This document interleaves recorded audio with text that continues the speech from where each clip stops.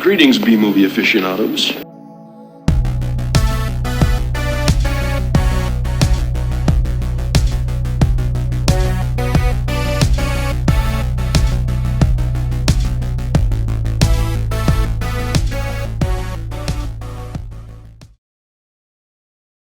Hello, welcome to A Couple of Flicks. I'm Tristan. I'm Nick. And I'm Zach. And today, just for the heck of it, we're talking about two pictures directed by Gore Verbinski, or as they would probably try to pronounce his name at the Oscars, Gore Verbinsk-me or something like that. What did he go there for? I don't think he did, but I don't know. Has he ever been nominated or anything? Maybe. Was he nominated for The Lone Ranger? Rango. Oh, there we go. Excellent. Okay. Won Best Animated. Dang. Nice. Look at him. Nice. Didn't even really... I knew the name, but yeah, I didn't know much of what he's done. How did this even come up? I don't even remember. I started bitching about The Cure for Wellness and how terrible I thought the ending was, which we'll get into later. But okay. And then you guys were like, "Oh, I'm kind of curious," and I was like, "Let's do a double feature of Mousehunt." Well, I don't think I chose Mousehunt, but I already kind of spoiled the whole episode. But today we're going to talk about Mousehunt and Cure for Wellness. So that's probably in the title as well, so they'd figure it out. Yeah, A Cure for Mouses or something. How'd you know? Or A Hunt for Wellness. Oh, that works too. Yeah. Looking up like mouse trap, mouse house was the first one I was looking at. I was like, wait, that's not right. Yeah. Well, Rango is a great movie. A lot of people I know like the Pirates of the Caribbean films. I think The Ring is probably his most Did he do those? The popular Pirates of the Caribbean? I know he did at least the first one. Oh shit! I didn't even know this guy got around, huh? Yeah. I mean, actually, judging by just these two films alone, he's actually a pretty talented filmmaker, I gotta say. So, yeah, he's definitely competent for sure. Yeah. So it's going to be interesting to dive into these two, and I'll get a chance to reveal my favorite film of his, which I think I've mentioned before. Overall, not one of these.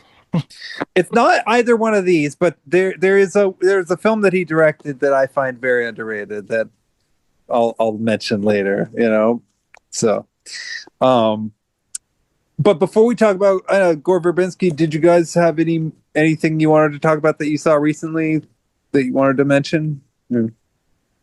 I saw that new Ari Aster one, Eddington. Oh, how was it?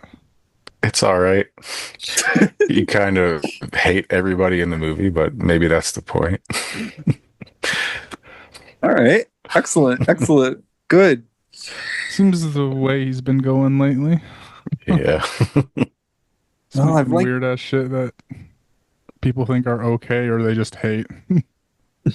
I've enjoyed all of his movies so far. They're fucked up, but yeah. whatever. Yeah.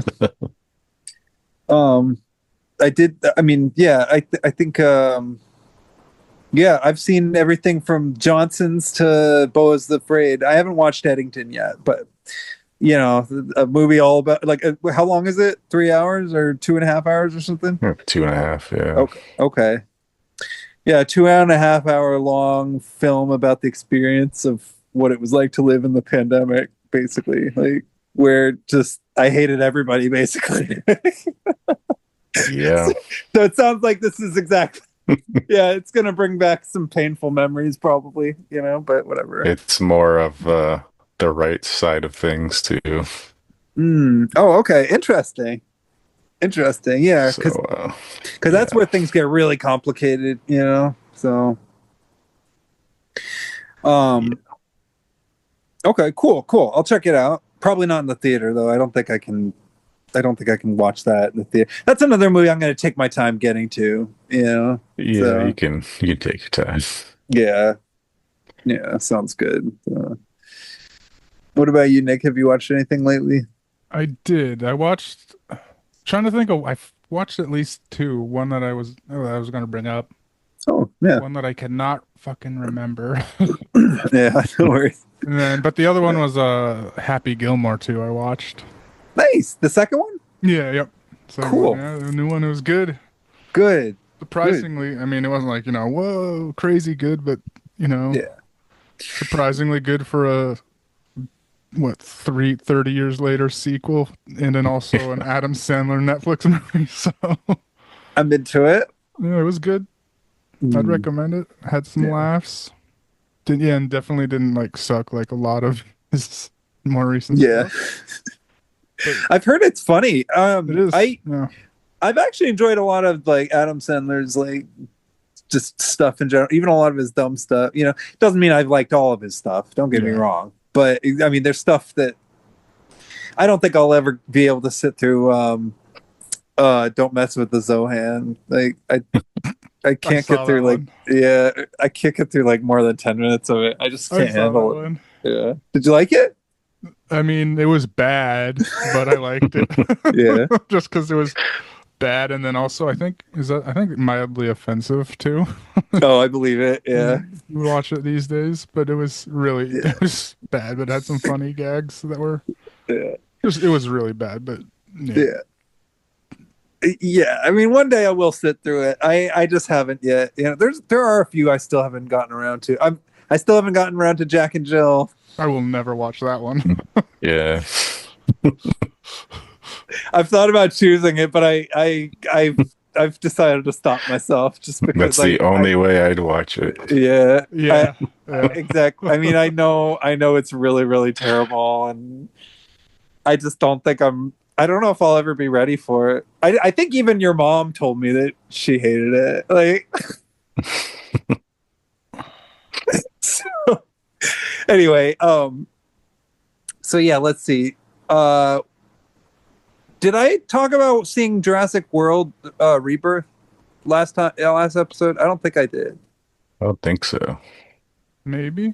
Okay. Because I've seen it too. I don't remember bringing it up. Okay. All right. Well, Nick, if you remember the other movie, feel free to jump in. I'm trying to think of it. Yeah. Well, no pressure. But Jurassic World Rebirth, I got to say, I actually quite enjoyed. Yeah, like, especially after the last few. Yeah, the last three, like Jurassic World, and the Jurassic World Fallen Kingdom, Jurassic World Dominion. The Bryce Dallas Howard high heel jungle running. The technology and all that stuff, it just got a little too. Oh. I remembered what it is. Oh, okay. All right. Well, hold on. You can go ahead. Yeah. All right. Well, I'll try to summarize my thoughts on Jurassic World Rebirth real quick. But I liked it a lot. And I liked it that it was the kind of movie where, as soon as you get used to the fact that you're going to have to spend the whole movie with terrible people, they all have redemption arcs kind of all at once. Even the characters that don't need them have redemption arcs, like the dad. Yeah. Yeah. Did think it was a little long, but it was way too long. It had way too much of a preamble. It's like, all right, yep. Should have started at the boat with the family. I agree. Just cut it, a good 15 minutes. Don't jump in immediately like they did with Jurassic Park 3, because that didn't quite work either. But, yeah. Anyway, I liked it a lot. It was good. I haven't seen a Jurassic movie since, I think, Jurassic Park 3. Oh, well, you've seen the best. Yeah. You've seen the best ones. But if you're going to be forced to watch any of these, Jurassic World Rebirth is the one to watch, I'd say. That's what I heard, that they kind of came back, but still wasn't great. It wasn't perfect, but I like this direction they're going in. I want to see more of this. I want them to keep going in the Monster Island style. That I can deal with. Yeah. So, I like the idea of Jurassic Park 3. I just felt like the movie was too short. So this was too long, but it could have worked if it had been long in the second half rather than the first half. So anyway, yeah. But good stuff. Anyway, what was the movie you remembered? Friendship. I watched Friendship. Okay. Good. Good. It was good. I enjoyed it. Nice. It didn't go like crazy off the walls, like kind of the trailers and stuff you Yeah. were saying, or what you'd expect from Tim Robinson. Yeah. Definitely a Yeah. little more tamed down, I think, for the main audience. But Yeah. it definitely had his flair and quirkiness and stuff. Okay. It was good. It was pretty good. Yeah, Nice. I enjoyed that one. Yeah. Yeah. Yeah. I'm eager to watch it. Yeah. It was good. I love Detroiters and I think you should leave. It doesn't Oh, get nice. anywhere near crazy as those, but Yeah. it does have that Tim Robinson flair in it for sure. It does seem like a role that's kind of perfect for him, honestly. Like, you know, like because it was sort of a matter of time before he jumped into something that was kind of severe in that way, but still kind of very much in his style at the same time. Like, Yeah. you know, it kind of works for this type of movie. So Especially if it's his first one, you know, he can yeah, ease people into it, ease the mainstream audience into it, and then go hard on his next ones. yeah, it's perfect. It's perfect. So- Oh yeah. What was that? I would say it's bringing comedy movies back because hasn't been a good one in years. I don't think Yeah. like really good one. You know? Yeah, that's what it feels like. Yeah. I want to see The Naked Gun, or not. Yeah, that one. I want to see. I did. I saw that yesterday. Oh, Nice. shit. How was it? It's good. Yeah, Nice. I Good. want to see it. it was Good. Akiva, so he directed it. Oh, okay. Okay. Excellent. Excellent. Yeah, I want to see that one too. I like the idea of Liam Neeson, you know, like actually being funny. Like I want to see Yeah. him do that kind of thing more. He is He's already- perfect in it. Yeah, I Good. saw that. I don't know. It was a clip on one of Ricky Gervais's shows. I forget which one it was. I think it's Life is Short. Oh yeah, and he was like they were casting for like a comedy role, and Liam Neeson came in, and they were like trying to do like an improv back and forth, and he was just so straightforward, like denying all the jokes and stuff, like you know, not yes anding and something. I forget exactly what he was doing, but like he was trying to be a comedian, but it was funny because he was like you know being you know your typical like taken intense Liam Neeson, but trying to deliver really bad jokes. Oh, great. It's a clip of it online somewhere you can find. It's funny. Yeah, Oh man. Oh, And I hear him and Pam Yeah. are together now too after that movie. oh, really? good. Yeah, they're dating now. It's always fun. Yeah. Yeah, she was good in that too. Poor Um, Borat. oh gosh. Trying to think what else I watched recently. Oh, did I mention last episode that I saw that new horror movie, Bring Her Back? I don't think so. Oh, okay. It's by the same folks that did that Talk to Me. Oh, I want to see that. Yeah, Well, I like Talk to Me. I mean, I think that I think it gets. I'm sort of. I still kind of don't know really how I feel about the ending of it. That's kind of where I get a little bit mixed up. You know, like I actually love the idea of what they're going for with it, but I felt like there was Yeah. like they needed more lore. exactly. I think that's my problem with it, because like the whole idea is really intense and it's like a metaphor for like addiction and stuff, and it's actually really impactful the way it's done, you know. But you don't really know what's going on until the last like 10 minutes or so, and then it just kind of dumps a lot of exposition at you on you, you know, and it does it in a way that's really cool, but it's almost then it kind of just ends and it's like, oh, all right. You know. Bring Her Back actually kind of does the same thing, which kind of bummed me out. Like, it's actually in some ways an even better movie than Talk to Me, but it has the same kind of third act problem for me, where there's like a giant epiphany that's like it's like the film is like a big buildup of like a lot of really horrible, terrible stuff going on, just like Talk to Me was. Like, it has the same structure, and then suddenly there's like a massive catharsis of like that's almost like euphoric in a weird way that happens in the third act. And just I love the idea of a horror film like doing that kind of thing, but I feel like neither of these films really do it quite well enough, you know. And so that's kind of my overall feeling about both of them, but I still think they're both good horror movies. So although I wouldn't recommend them if you don't want to see like children getting injured. So because they both go really hard on that, especially the Bring Her Back, you know. And I mean, they're directed by the folks who they're YouTubers. I don't remember. They're Australian brothers, I remember that, yeah. and a lot of their comedy actually involves like children getting injured. So like a lot of people are already kind of used to that. So like it's not going to bother people who are already familiar with these guys' shtick.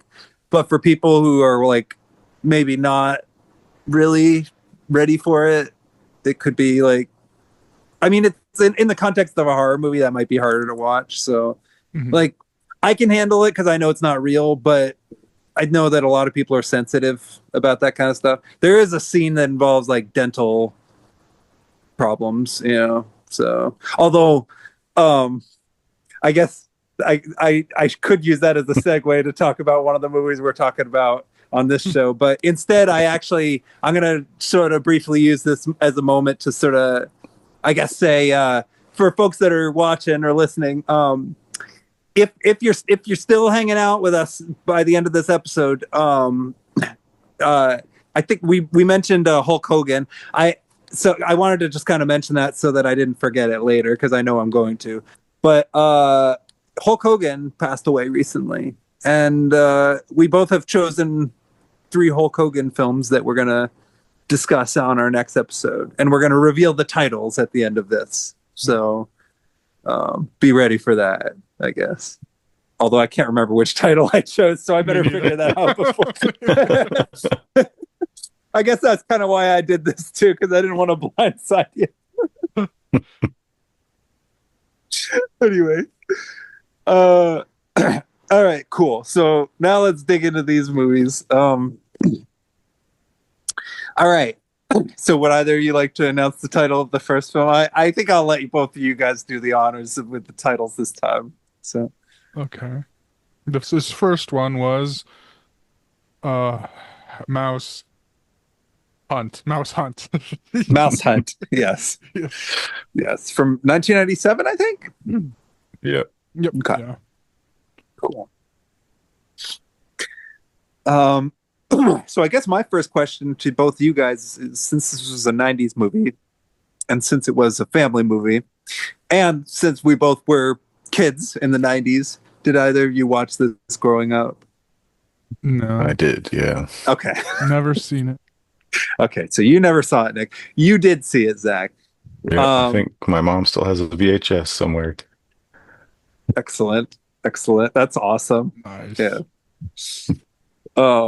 Yeah. Do you remember your thoughts on it as a kid? Or I think thought it was okay as a kid. yeah, Not one I watched often, but yeah. That's kind of more or less my sort of reaction as a kid, was because I saw it kind of around the same time that I saw like a bunch of crazy kids movies around that time. Like it kind of blended together with like Small Soldiers and Jack Frost, which I know we've talked about before. You know, Home Alone. yeah, Home Alone. yeah, Yeah, all of those. the Borrowers. Yep, The Borrowers. Actually, I don't think I ever saw The Borrowers. No, Wait a minute. Yeah, I never saw The Borrowers. Oh man, I never saw Indian in the Cupboard either. Holy shit! I gotta I add saw some that movies. one. You did? How was it? It was okay, but again, it might not have aged well with the. Yeah, fair enough. I do like the book. I remember reading the book when I was a kid. Of course, I don't really remember the book that well, but I remember enjoying it. So Yeah, maybe I should remember like liking it, but I don't remember much about it at all. yeah, same. All right. I think I had a chance to watch that, and then I think I rented Dunstan Checks In instead. So It's like a monkey in a hotel. With Pee Wee Herman's in it. So, well, not Pee Wee, the character, but the actor Paul Rubens. He plays like an exterminator or something. Exterminator. We got an exterminator in this one. Yeah, exactly. Yeah, we do. We do. We do, which is one of the best parts of the movie. But, okay, so Mousehunt. So, opening scene begins with a funeral. Yeah. Yeah. The main character's daddy's funeral. Yeah, they're brothers. Okay. Oh yeah, it's their dad. For some reason, I thought it was their uncle. I don't know why. Like, yeah, their dad. Yeah. Oh my god, dude, you think you have a bad memory? But like, I only watched this movie like 5 days ago. Like, I just. Okay. Yeah. I watched both today. No. Yeah. Okay. So there you go. Yeah, their dad died. He was like on his deathbed, and so like they were kind of expecting it anyway. So they don't seem to be grieving all that much over it, really. In fact, I kind of got the impression that they sort of hated him. In fact, like, so, Yeah. But anyway, so let's see. So trying to figure out this. Okay, so they're walking down the stairs. I forget what they were even arguing. Oh, they're arguing over the color of their suits. Oh yeah. And yeah. One guy, Nathan Lane, plays like the asshole brother, and who's the other guy? I don't know. Lee Evans. Yeah. He plays like the nice dumb brother. And like Lee Evans was, I don't know, wearing a suit that the other guy was calling, I can't believe we're gray. And he's like, no, this is black. Just kept arguing over if it was a black suit or not. Yeah, and then like one of them loses their temper, breaks the handle on the casket. The casket goes flying. The body goes like. I thought it just broke itself. I didn't even know if it's just. Oh, I don't know, but yeah, maybe Lee Evans just doesn't know his own strength, or maybe the casket was just cheap. Yeah, but yeah, the casket slides down the stairs, and his body flings out right down into a sewer. Yep. Yep. Yeah, and I gotta admit, I got a pretty big laugh out of Nathan Lane's delivery there. Yeah. Yeah, he's just like, oh well. Oops. Yeah. This is the classic 90s slapstick. Yes. I was like Home Alone with a mouse instead of Macaulay Culkin. Exactly. Yep. Yep. That's the level we're playing at with this one. Very high energy. And when you say slapstick, you say a mouthful, like, because this is the type of movie where, I mean, it's not quite on the severe level of like 8 heads in a duffel bag, where the main characters are just literally tripping over every single thing that's within eyesight every 30 seconds. It's not that severe, but there are times where it comes pretty close, I will admit, because these two brothers are just insanely aggressive, And as the opening credits are rolling, we know we're in safe hands because Adam Rifkin's name shows up in the writing credits. So, and Adam Rifkin is we had an episode where we talked about The Dark Backward and Detroit Rock City, and both of those are pretty wacky, and this is more or less within the same vein as those, So, except it's a family movie. But I'd got to say, for a family movie, like, this was pretty uncomfortable viewing. I got to say, at times, Yeah, like gross shit in there too. There really is. Yeah, sexual innuendos and stuff like that too. There's all kinds of depravity. There's groping. There's just like, and they're also trying to just kill a mouse too. So I don't know if that's kid friendly, like trying to kill an animal generally.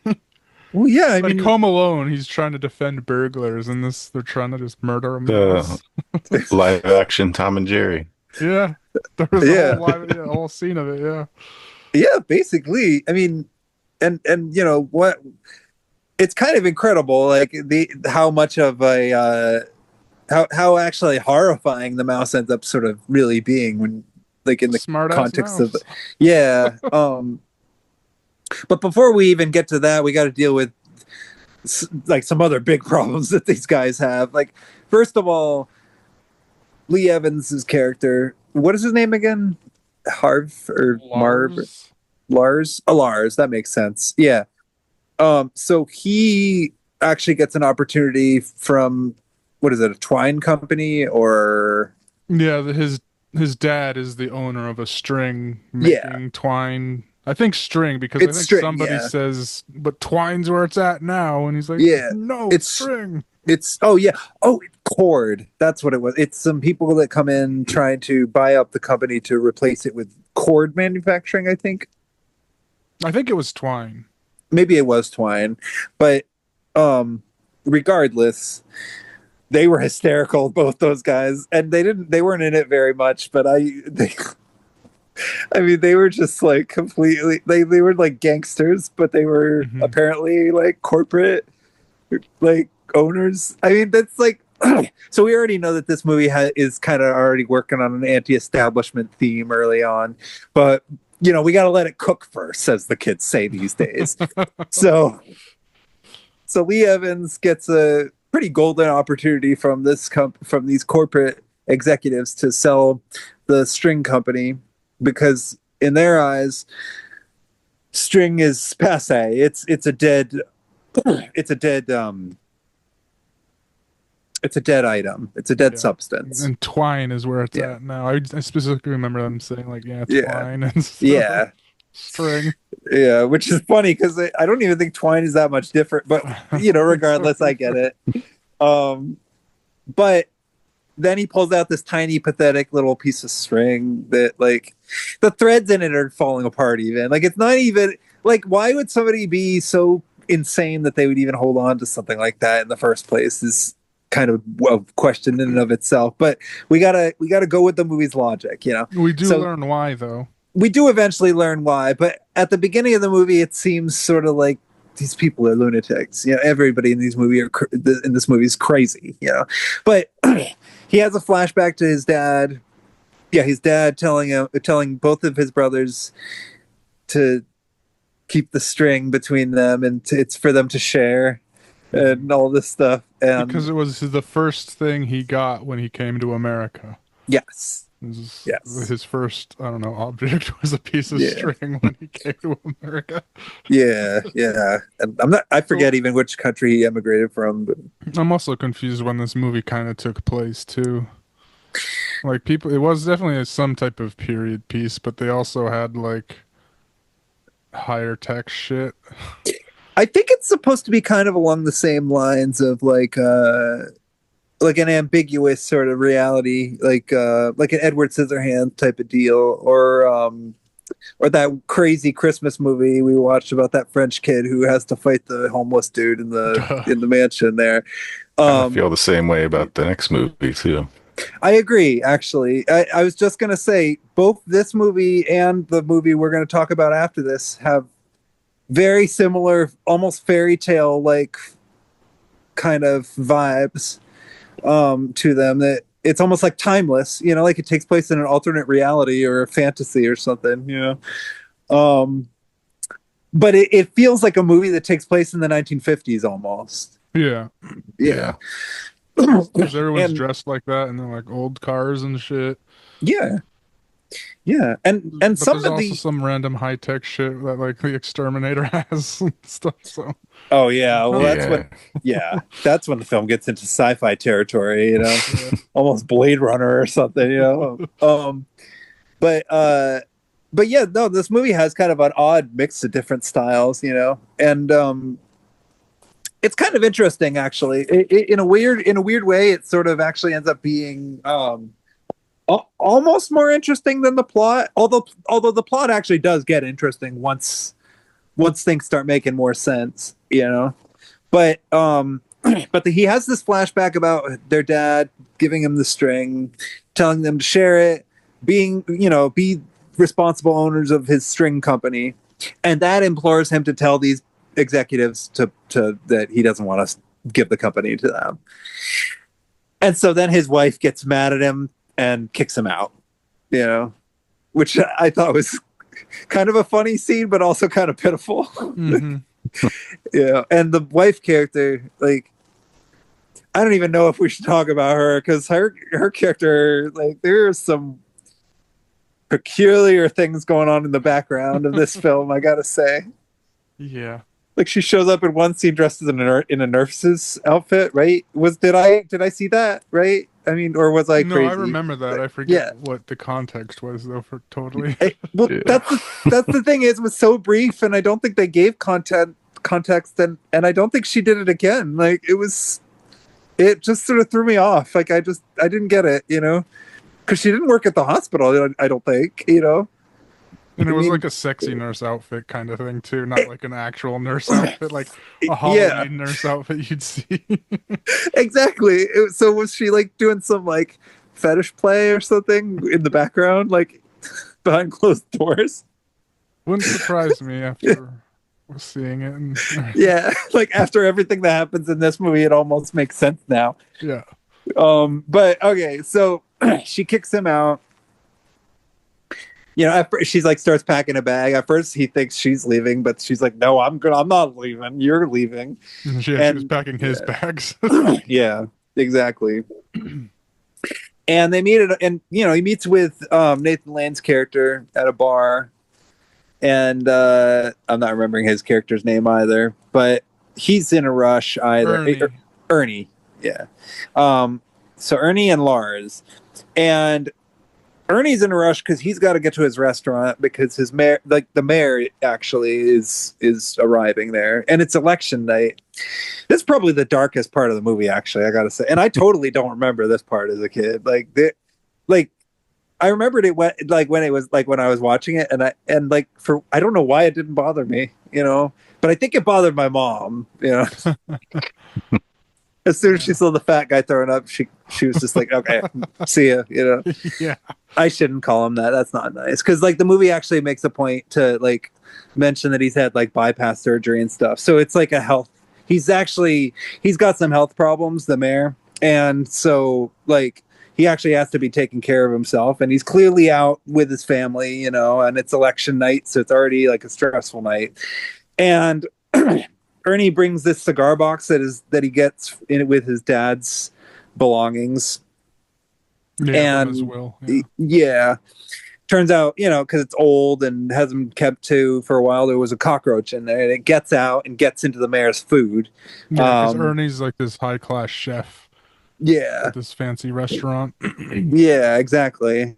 And he's like doing the whole like improv thing. He's like doing all the like decorative stuff and all that. And he And then brings like his wife a duck that was on fire to the Yeah. already. yeah, it's like high end, and then the mayor starts eating, and one of his twin daughters points out, oh, wait a minute, what's that? There's a cockroach, but it's missing its head. And it turned out that when he ate the food, he had actually bitten the head off the cockroach, which of course it causes him to actually outright have a full-on heart attack right there in the restaurant, and basically like die. I mean, I think that isn't that. I mean, Yeah, he dies. the film does say that, Yeah. right? Yeah. he Yeah. does die. Okay. So like, I don't want to hold on this too long because that's insanely messed up. And But and the cockroach was Yeah. also like CG shit too. I was, like, yeah, plain exactly. CG. And They mess with some CG in this movie.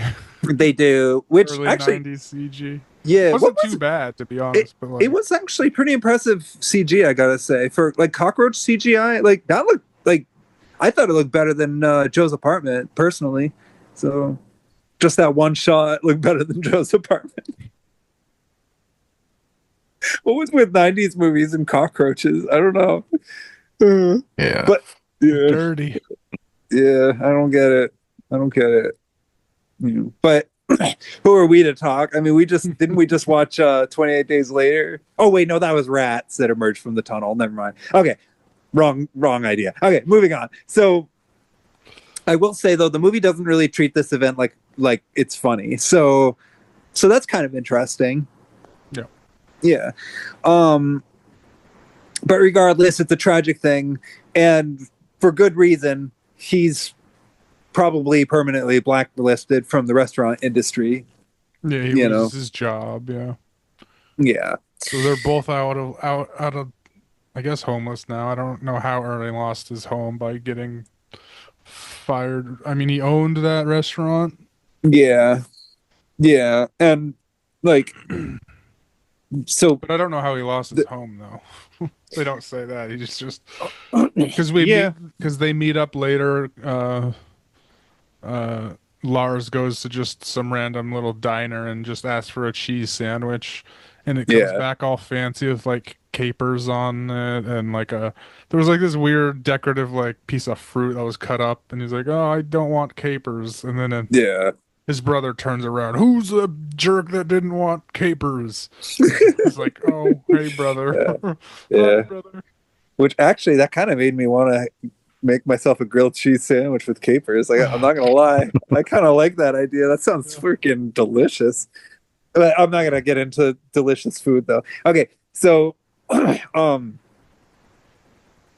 I'm guessing that he probably lived in an apartment or something, and was using the restaurant to pay his bills, and it was probably an Yeah. expensive apartment. That's my But guess. you'd But figure, I would at least figure it was a fancy ass restaurant. He probably had a couple months saved up to yeah, pay that's my to live guess. But off of. But nope, they were both homeless immediately.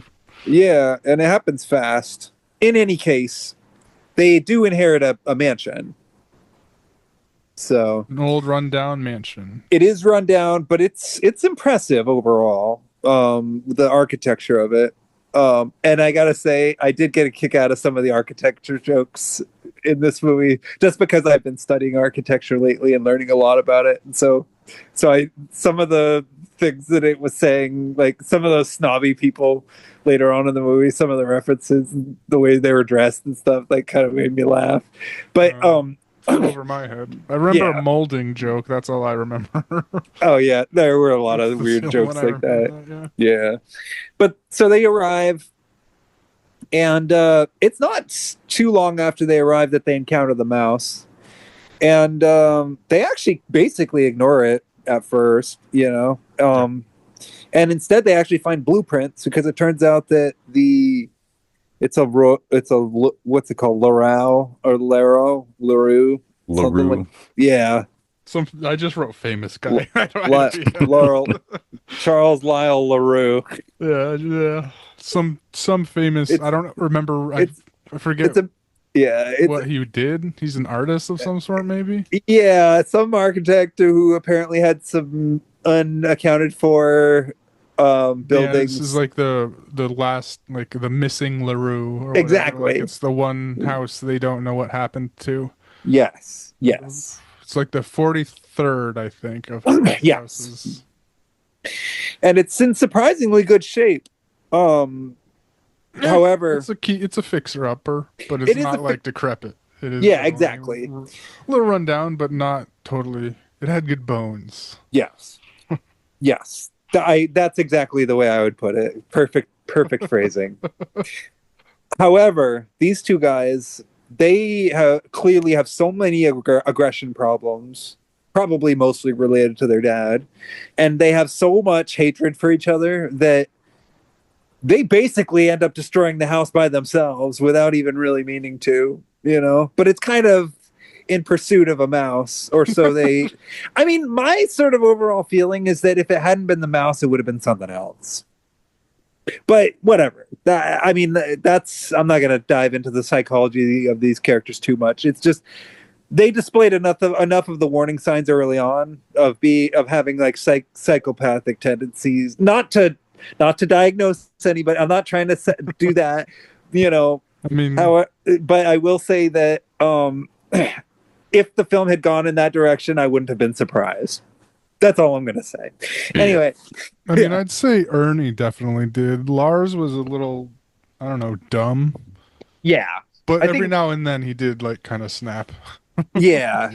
I think Lars was more like deep, like repressed Yeah. agony, whereas like Ernie just sort of let loose on everybody, more or Wore it less. on Yeah. his sleeve. Yeah. I mean, as soon as they show up at the house, he just starts yelling at the house. Like he's just like, yeah. Anyway, so Ernie being the opportunist, instead of immediately selling and making 10 grand or take 10 million actually off of No, the it was 600, I think, thousand was the initial offer.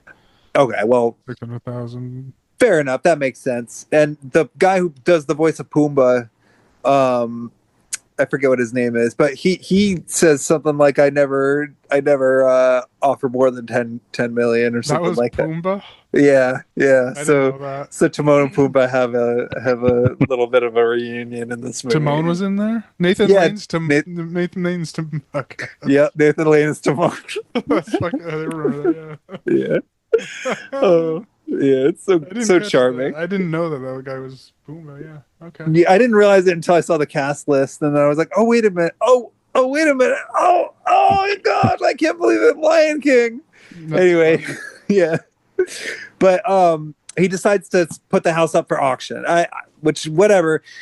He decides to do that, and then their next step is to get rid of the mouse. They don't even really hesitate to decide before doing that. You know.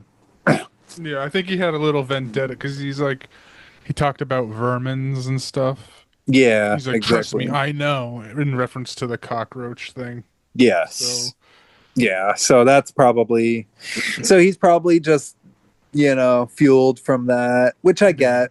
That makes sense. makes sense, but if they were yeah. thinking logically, they could have just let the mouse go and fixed the house up and That's the sold thing, it it's- still. No one would Yeah. have noticed at an auction a little mouse that probably wouldn't have done anything if it, because the mouse was the one defending its home. The exterminator says he's just defending his house. You're the Yeah. intruders here. Yeah, exactly. I don't think if they were just fixing it at all and not trying to kill the mouse, I don't think it would have. Yeah. No one would have known. Precisely. But this also kind of brings me to my favorite part of the movie, actually. All the stuff with the mouse, like that whole, and you'll probably you'd agree with me both that Nick and Zach, that like seeing like the actual interior world of the mouse. Oh yeah, I wrote down. Yeah, Oh, this mouse has a dope ass house.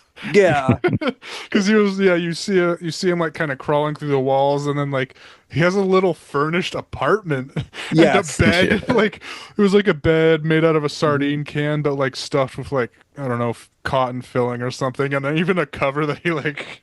yeah. It was a cool ass house this mouse had. It seriously was, and like all of those scenes were just immaculate in the way they were shot.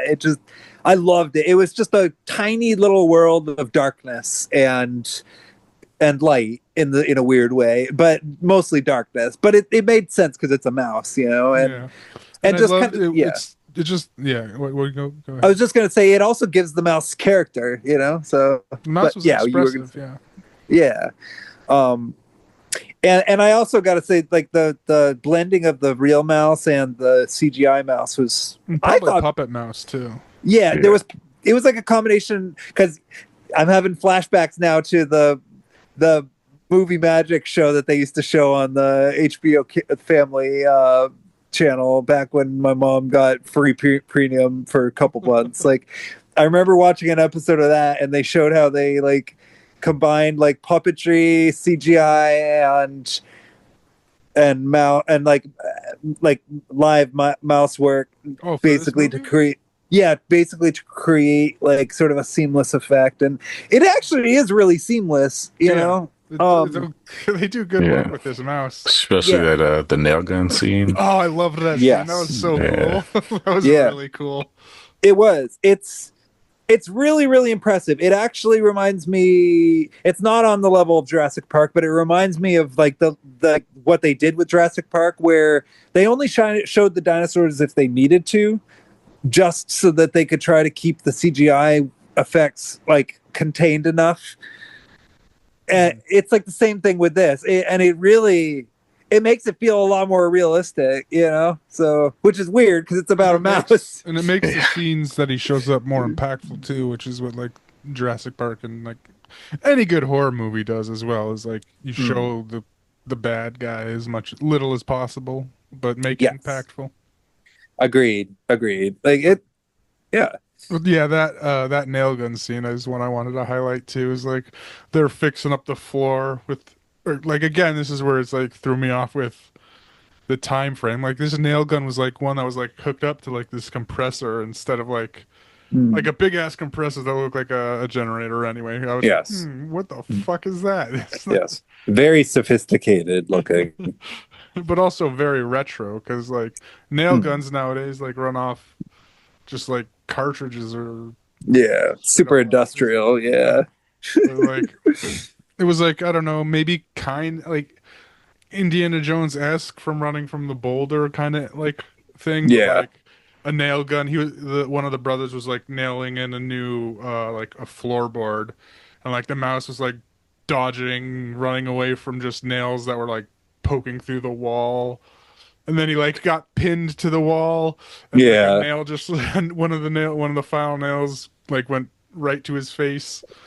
And right Yeah. before, like, because the nail gun ran out of compression, and right before he was Mm. about to hammer it in, his brother called him away to do something else. Yeah. Yeah. Like which is, yeah, like because it came unplugged and everything. Yeah. So, Yeah, but like um, that yeah, scene was just really cool to watch, just to look at and watch. Just I one agree. of the That, better Marvels. yeah, that was great. No, I totally agree. It was very scary. And yeah, the mouse even like is like sleeping and like relaxing, and it's like all chill and everything, and then it gets chased by a nail. So pretty intense.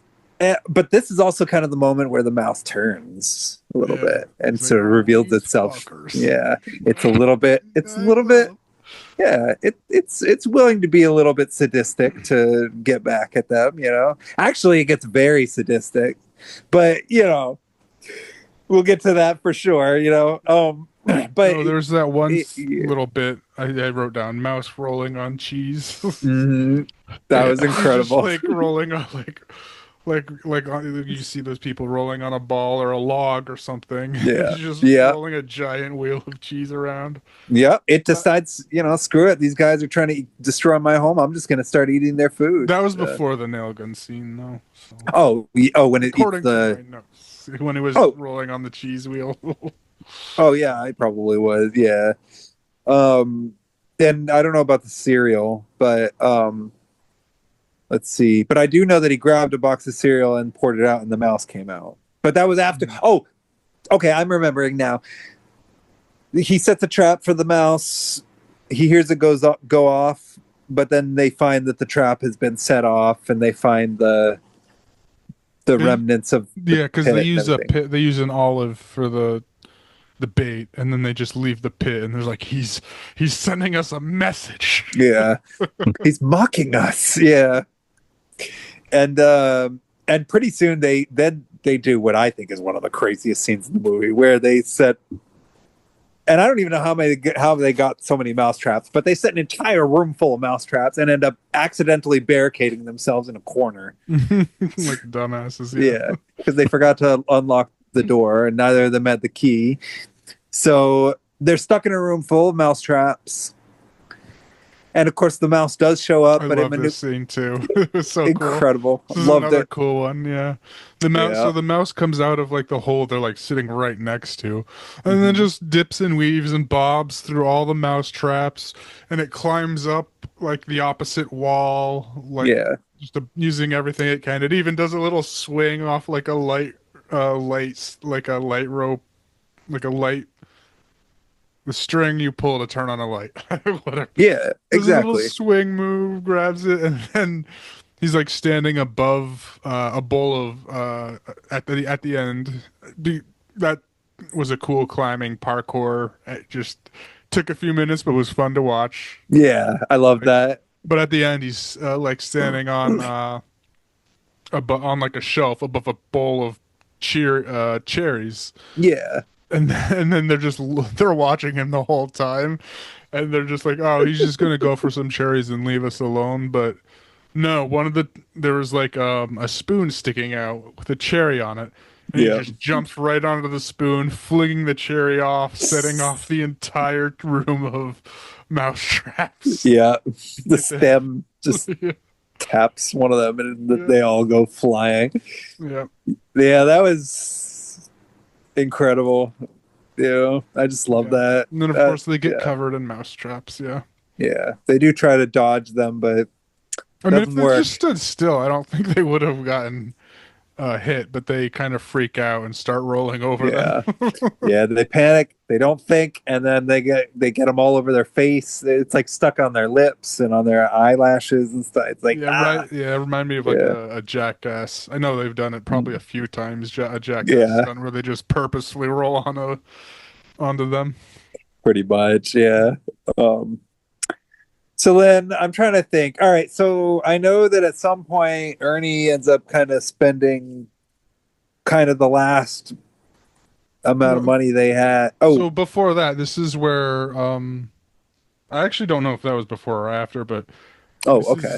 it's directly after this they get a vacuum out because Oh, they're yeah. still covered in mouse traps. They grab a vacuum to try and vacuum the mouse up, and so the mouse gets into the hole and they shove the vacuum in to try and suck it up. I remember that. Yeah. But Okay. somehow I looked away for a second but I don't know if the Oh, mouse was directly responsible for it, but the tube, a sewage tube line yeah. gets It got connected. yeah, the mouse basically I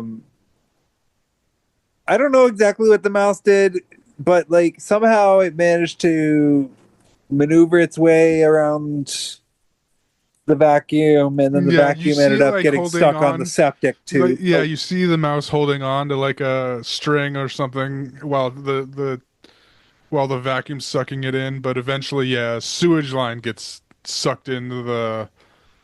attached to the vacuum tube. They Yeah. think they got the mouse because they hear initial kerplunk, and like, oh, we Yeah. got him now, and then Yeah. it starts sucking in sewage, and he's like, oh, Yeah. and they're like, oh, that stinks. And he's like, Yeah. yeah, it's an animal, a dead animal. They always stink. Yeah, which is just like, oh.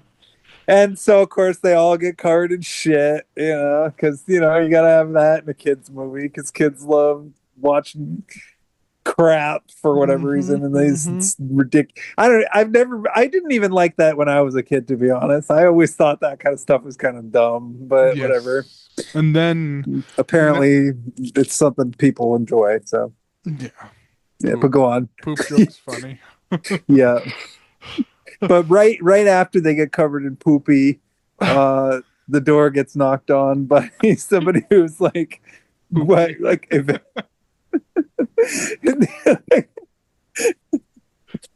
sorry, I apologize. Oh, Sometimes because I work in a preschool, so sometimes my verbiage ends up getting thrown off. So, but yeah.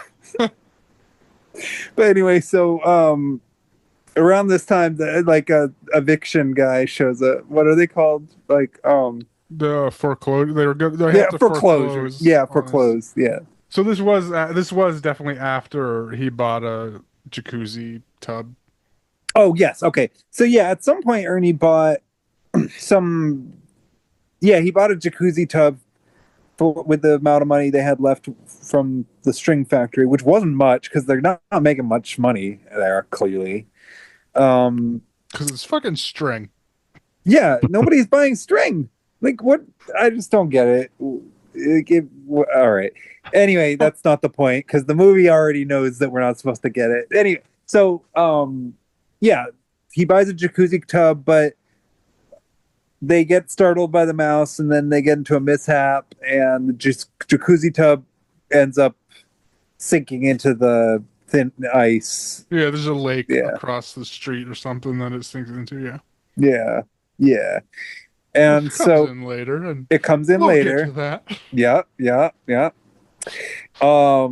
But the foreclosure guy shows up. Turns out that's the amount of money they needed to pay it off, but now they don't have it. So $1,200 they needed to pay from yesterday, 5 days ago or something. yeah, something like that. So they're already late. Like they needed it last week, basically. Exactly. So they decide to go to the factory and ask their coworkers to give them more money for it. They Which- say don't go with pay for the next 2 weeks. Yeah, exactly. And I've done factory work, and frankly, I can understand the reaction that these people had because They yeah, revolt. exactly. Yeah, exactly. I used to make garage doors for a living. If the owner of that company had told me to give me my money so that he could Work pay for off his 2 loans, weeks. Yeah, work for 2 weeks with then yeah, I would chase after him with a torch in hand. I would. I don't care. Any I'd kill job, him. I would just be like, no, I'm not. I just find someone. I would quit. Yeah. But let's see. So that doesn't work, obviously. And oh, I forgot to mention, I think this is around when they get the cat, right? Or no, do they get the exterminator first? I forget what they I think do they I get think the cat first? comes first. Yeah. Okay. This is a Yeah. long movie. Yeah. So they get the cat first. Yeah, after the sewage. Yeah, the cat Right. comes. Okay. And This is real life Tom and Jerry. exactly. Yeah. They get the cat. They get the cat from a really weird place. It seems to be some kind of like containment It's a unit pound. of some sort. Like it has on Yeah. the thing pound, but like the workers there are like wearing, like hazmat suits, and they're Yeah. obviously just gassing the the animals they get in there. Like and Yeah. it's fucked up too, because like when they walk in, it's like just this long hallway, and this mother's bringing her girl that's just screaming, "No, Fluffy, no, Fluffy, Yeah. no!" And then we come in and we see just these dudes in hazmat suits walking into like these gas chambers, basically. Yeah. It was like, It oh, it's messed okay. up. And then they walk into this chamber. I'm like, when did Terry Gilliam decide to take over the helm here? Jesus. When did this become Brazil? But they get this cat with some, what is it, Ripper or something like that. I had some Catzilla. Catzilla. Yeah, because Supposed to be- yeah, they were looking for a cat, and then they were saying, "Oh, there's a bunch of kittens," and they're like, Yeah. "No, we want your oldest, most experienced cat." yes, And they say, "Oh, nobody ever wants that. This cat's hasn't been requested for forever, and it's not in a cage or anything Yeah. like they generally are. It's in like a locked wooden box, yeah, like a crate a or crate, something. just a locked Like Creep crate, Show. like, yeah." So they bring it home. They leave to go deal with their factory. We get this amazing scene where the cat just bursts out of the crate. I mean, at first it chases. Oh yeah, Yeah, no, I mean, I'm probably gonna say what you were about, but at first it just yeah, chases it with like its legs out, like Yeah. it's just like running around with its still in the box, but the legs are out of the box, and it's running around in the fucking Yeah. box legs. yeah, exactly. And that, but eventually it emerges in the epic scene. It's a pretty scary looking cat, actually. This is Yeah. probably the scariest scene It's in the like movie. scarred up and shit. Yeah, yeah, seriously, just a gnarly work of art. I can't believe it. And it darts after the cat. It goes under a rug. It literally darts under a rug to try to get this mouse. But the mouse tricks it, gets it stuck in a dumbwaiter, drops it down. Yeah. And I liked it when it got it did do that. It did, but I liked there's a piano scene Yeah. where they're chasing it, like they jump into a piano and they actually like play a little melody thing, and it's like, Yeah. I was like, oh, that's funny. Oh yeah. Yep. We get a little musical. The whole film is quite musical, actually. Just in tone and style, and it also just is full of music. It's got its own theme song, everything. It's very own. It's very like complete. It's got a very complete kind of feel to it, if that makes any sense. Okay, so yeah, the mouse tricks the cat. The cat falls down the shaft, down all the way to the bottom. Free falls. Dumbwaiter thing, yeah. Yeah, presumably perishes. You I hear mean- a meow at the end, Yeah, and that's it. but we never see it again. We never see it again. And after everything that happens throughout the rest of the movie, including what happens to the house in the climax, True. I mean, I think it's safe to say that the cat is done. Spoiler, but true. Yeah. We're not gonna spoil the ending quite yet, but yeah, I mean, everything considered, yeah. So I hate to say it. This movie. I mean, to be fair, the Yeah. mouse lived. Oh yeah, the mouse lives. Spoiler Yeah. again, but Spoiler again. And I will say, even though the mouse is probably the most sadistic character in the whole movie, the mouse is. well, I keep He's thinking of defending his home. He's not sadistic. no. Well, you're right. You're right. Plain You're right. B. However, that we have to talk about what happens next because I still am a little disturbed. I have to say, Which bit? the whole thing that happens to the exterminator. Oh. I mean, this is when the film really dives into the seediness. So this exterminator I love show, this yeah, bit. This was funny as fuck. yeah. Honestly, it was the best part of the movie for me. I laughed really hard. Like this and the. I mean, there were a lot of scenes I loved, but yeah, this was probably the ultimate highlight. This exterminator shows up and he's played by somebody who I think we all know and love. Everybody knows and loves him. Yes, the fabulous. Do you want to say his name, Zach? Christopher Walken. You got it. That was the best delivery. Yeah, so he plays the exterminator, and he seems like he knows what he's doing. Actually, Oh, he takes it serious. Like he knows. Like he's looking around and sees clues, and he realizes that this is no ordinary mouse. Yes, And he's listening. Yeah, he knows. And like he's like using a tape recorder. Like 1900 hours. Blah, blah, blah, blah, blah.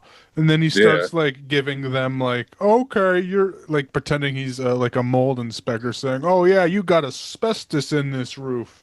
And like kind of giving them winks and stuff like to try and throw the mouse off to make him think he's not an exterminator, but like a mold remover. Yeah, exactly. You know, and then they get it and play along. And then Christopher Walken's like, he's not listening anymore.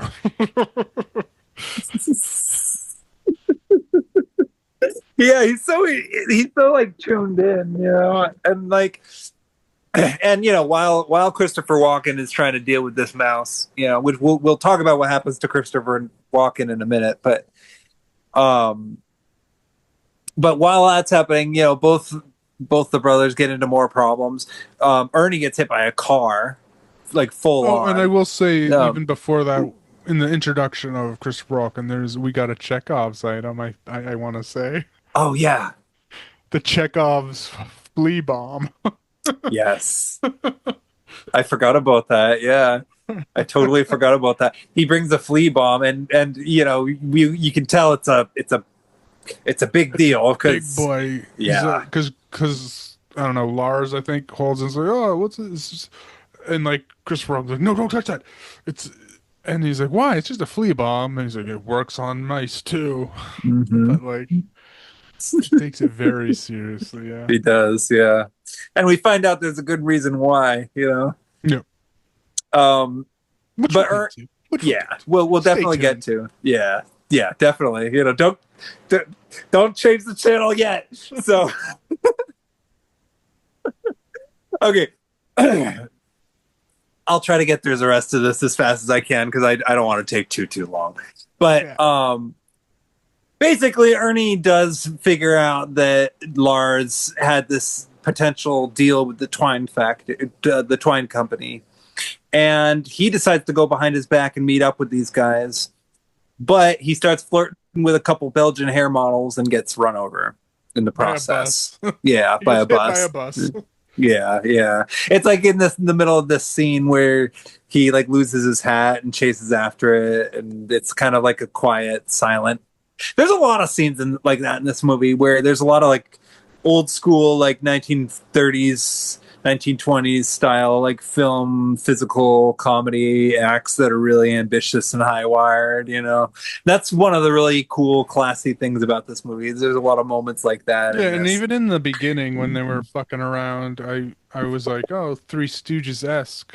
Yeah. They were like hitting each other with broomsticks and shit, but just only because they were missing, and then they would retaliate stupidly, like, "Oh, what are you doing?" Yeah. Like, I mean, even that really sad scene with the mayor, there was something oddly vaudevillian about the style of it, just the colors and the way everybody was dressed and stuff.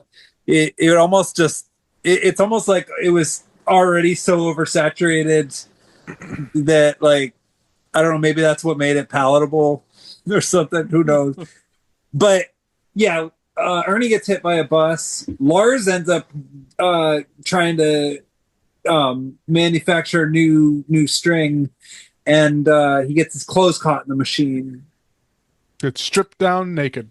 He gets stripped down naked, so we get a little bit of torso, and he's got a big ball of string. And he runs back to his ex-wife's house. No, Actually, so somebody, the people.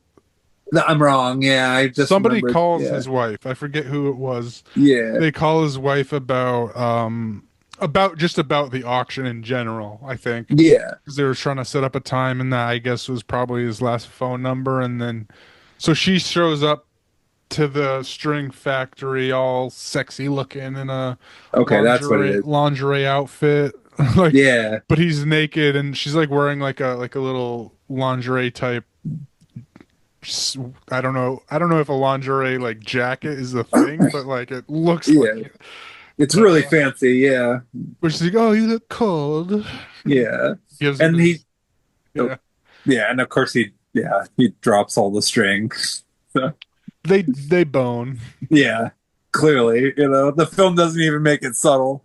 I mean, it's because not, they even yeah, he says it straight up, because afterwards they go to the hospital where Nathan Lane wakes up and is like, "Oh no, I have this meeting I gotta go to," and he's half hallucinating like the doctors are those girls, but then like he comes to, and like his brother is in that lingerie. He's like, "Wait, why are you dressed like that?" He's like, "Oh shit." because April loaned us the $1,200. Yeah, Yeah, she gave him the $1,200 to extend it so they can keep the auction going. yeah, yeah. So even though Ernie got hit by a truck, somehow they managed to get out of things okay. Somehow he survived. Yes, and Somehow he yes. survived. and they actually start making some headway on the way back. Reference. Oh yeah, somehow Palpatine survived. I remember that. That's so funny. Oh my god. Oh, Oscar Isaac. Oh my god. Oh lordy. Yeah, I want to see him play Jesus. Has he done that yet? Like, Not yet. oh my god. Oh, well, okay. Speaking, I was gonna. All right, never mind. I was gonna mention. Speaking of Jesus, did you guys watch the latest episode of South Park? But Yes, I don't want. I did, but yeah.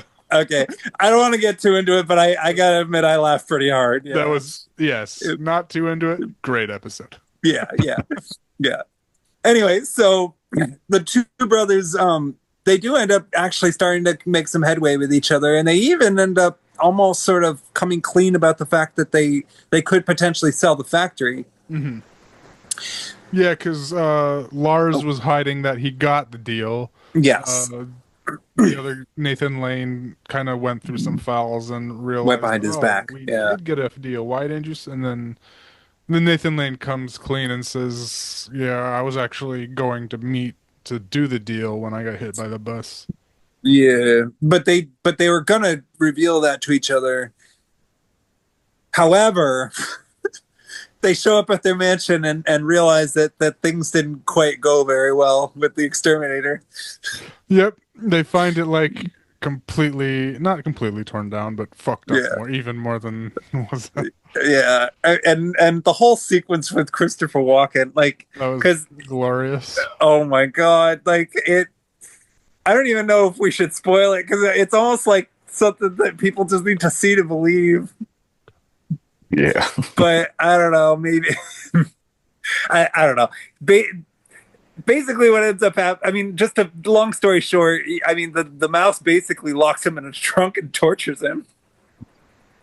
Is that, no, well, no, I mean, you don't see it happen. I don't see you don't see that happen. but- What we see happen is even wilder. This is where Yeah. we get to the point where it's like, wait, what time? This is where I was like, wait, what time frame is this movie taking place in? Yeah, Because exactly. like it looks like it's taking place way back in like the 50s or something with the attire and the tech, but like Christopher Walken has all this high-tech gear. He has like this fancy ass helmet, and he's using like a snake camera thing that he's controlling going through the mouse hole and thing, and the mouse grabs it or something. It attaches it to his truck's like it has like a winch, those like a tow winch thing. He attaches it, and he's like, because the camera cuts out for a second, and then he looks back, and he's like, huh, why is the camera looking at my truck? Yeah. And then he sees the mouse like on the turn on lever for the winch, and the mouse just jumps on it and then turns the winch on and just drags Christopher Walken through the mansion, just ripping the floorboard apart and just like and it looks like it hurts like hell. oh yeah, he's literally being ripped through the floor. Like that was worse than anything in Home Alone. That was like that was brutal. that was like Sin City level depravity. That made me think of that scene when Mickey Rourke grabs that guy and drags his skull across the pavement and says, "I don't know about you, but I'm having a ball." Like that's what that reminded me of. And of course, as if just to add insult to injury, the mouse comes over and takes a shit right on his face. Yes. Oh, and that's because I mean. We don't know. Christopher Walken might have liked it because when he was doing investigative work, he was inspecting mouse turds. Yeah. Oh, this is like 11, 12 centimeters. And then he took one and just ate it and was like, tastes like almonds or some shit. Definitely a calcium deficiency. Yes. He's like, okay, that's a calcium deficiency. Yeah. This all actually happens in this movie, by the way. Like everything that we're talking about actually does happen. Like it does. Like we're not even exaggerating. Like this is like straight up, literally scene for scene what happens. I think it's glorious. Yeah. I'm kind of impressed. I have to say, like, and then like at the end, he's getting carried away on a stretcher, and he's just in a complete state of delirium. Yeah, he's delusional. Yeah. He's acting like he's like just stepped out of an Andrei Zulawski film or something, And so at that point, like, they got to kill this mouse, and eventually, I mean, well, okay, we could talk about the movie forever if we went on and on and on with every single thing they do, but they end up injuring each other a lot in the process of trying to kill this mouse. At one point, Ernie gets blown out of a chimney. Oh, so I want to say too before. It is right, and there's like, so they come back after it. There's a elaborately made sandwich. Yeah, and he was like Ernie, since he's like a master chef, he was like commenting, "Oh, this is." What? How did he know to put the cheese on this side so it doesn't like wilt the arugula? And I was and I wrote down, and it comes even into play, like spoiler, late into the movie. Is this a fucking Ratatouille prequel? Well, that's the thing. Like, so I remember when I was a kid, the Ratatouille people also watch this movie and say, "Oh." Well, when I was a kid, I totally missed the arugula thing. And so I think the problem I had with this film was I didn't understand how at the end they managed to come to terms with the mouse. Like, well, okay, I'm not going to spoil the ending yet because we could get to it. But you are right. You are right though that does tie in really well to the ending. But okay, they go after the mouse with a shotgun. Yeah, they shoot at it. They blow all kinds of holes all over the house, in the walls, in the floors, everywhere. Ernie goes after the mouse in the chimney to try and I don't even know. I don't know why either. He gets stuck though. Like Ernie gets stuck in the chimney. Yeah. He's not thinking. Yeah. I don't know exactly how it happened, but Ernie gets stuck in Yeah. a chimney. Lars puts the gun into like a mouse hole into the floor Hmm. and And the shoots, mouse. Oh, and he shoots, but it's aimed right at the Chekhov's flea bomb. oh well, that does happen, but I know that there was also a moment where Lars like lights the match and blows Ernie out of the chimney. Right? Isn't that not And the same bit? well, it happened. The part you're talking about happens shortly after, because when Okay. Ernie goes into the ice, he sees the jacuzzi, and so then he climbs out. And of course the jacuzzi has like a hot babe in it who's like doing a stretch, you know.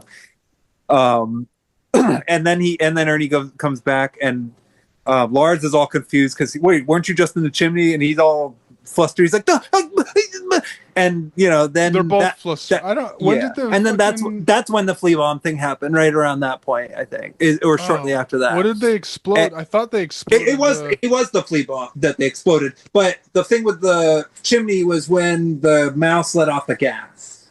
Oh. Yeah, I know. There's a lot of crazy, weird stuff that happens involving fire, anyway, and water, and all that- sorts of stuff in this. So film. that explosion sends Ernie cartoon like not even exaggerating, cartoonishly out the chimney, up hundreds of feet into the air, flying into the ice lake, like across the way. Just lands in the fucking.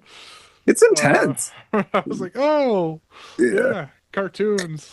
It's crazy. And so then, so then the whole flea bomb thing happens, which basically just completely decimates the first floor downstairs. I mean, the other rooms are decimated that is too. A different thing, There are other rooms that are wrecked too, like the steps, and like that one room with the lavatory explosion. But at this point they're screwed. They're in the middle of the floor, like all the way in a pit, and then they hear the phone, the answering machine message of the guy, the corporate exec with the twine company saying, "Consider our offer detonated," and that's when they get into the argument with each other over like the fact that they weren't being honest about selling the company, you know. But at this point, now the brothers are just trying to kill each other, and Lars picks up a fruit and throws it at Ernie and actually hits the mouse and knocks it out cold. Mm-hmm. And they both, it's knocked out cold, still breathing, but they both couldn't kill it. They couldn't pull the trigger. Yeah, they couldn't kill it, which that's kind of the moment that suggests to me that it's not the mouse that's the problem, but more each other. Yeah. They still have a heart. They couldn't actually kill the animal. Exactly. And that's kind of the moment where things turn a little bit for the characters, and that's when you kind of start realizing these characters do have morality. Redeemable it's deeply buried, but it's in there. Some redeemable qualities. They ship the mouse to Cuba. Yep. So they put it Fidel Castro. Yeah, it's a Fidel Castro. It's I mean, I guess we could just say like, and then it's just shown, it's weighed out improperly, and like, oh, fuck this. Yeah, it doesn't work. Return to sender. Yeah, of course. Yeah. But while that's happening, they refurbish the mansion. They refurbish the mansion because Lars's wife gives them money gives them extra money to do all the refurbishing. So the auction starts up. Mm-hmm. Yeah. A nice refurbished mansion. Yeah. It's like they hit the reset button. The house is in perfect shape. Time to sell it. You know, time to auction it off. So yeah. You know, but of course the mouse. He's back. And he is back. And unfortunately Lars finds that out before anybody else does, because he's the one who finds the box with the hole in it. So, but the mouse came back to its home. Yeah, and the auction's going great. It's like getting up to 20 mil. Yeah. You're like, people are it's getting up to 20 mil, but like, Lars is taking out the trash, and he finds in like the snow, like the return to sender thing. Yeah. box with a mouth with a hole chewed through, and he's like, Yeah. and he tries to like he's like trying to warn his brother while he was making the first speech, and the mouse pops out of the podium, just Yep. kind of fucking with him, and then he has Yep. like the auction gavel, and he's just like he's giving a speech and like trying to smash it, but like giving it Yeah. like Yeah. Yeah. Yeah. And sure. Oh, and I think at one point the mouse eats the string, but then they get the string later. So I guess somehow. yeah, The mouse somehow maybe he eats pooped it out or something. Yeah, who knows? There's a lot of poop in this movie. Just kidding. Well, I guess there is actually. I mean, yeah, there is quite a bit of poop. Yeah, sorry, folks. Anyway, but yeah, the auction. Yeah, I mean, it starts off being a pretty good auction, and then soon it descends into practically a fight for survival. One girl catches her hair on fire, which is of course both of their faults, because the one guy decides to throw the wine on it, which okay. At one point somebody starts choking on something. I mean, there's a lot that happens. Again, like there's no way to cover it all from start to finish, but the brothers do eventually get the idea that, I guess, for whatever reason, because they're not thinking, they decide is smart at that moment in time to flood the mouse out. Yeah, they grab a hose, bring it through the house, plug it in the mouse hole, and try and just like they break the little nozzle for the water hose thing. Yeah. And of course that completely decimates the house from the inside out. Yep. Almost instantaneously, actually. Yep.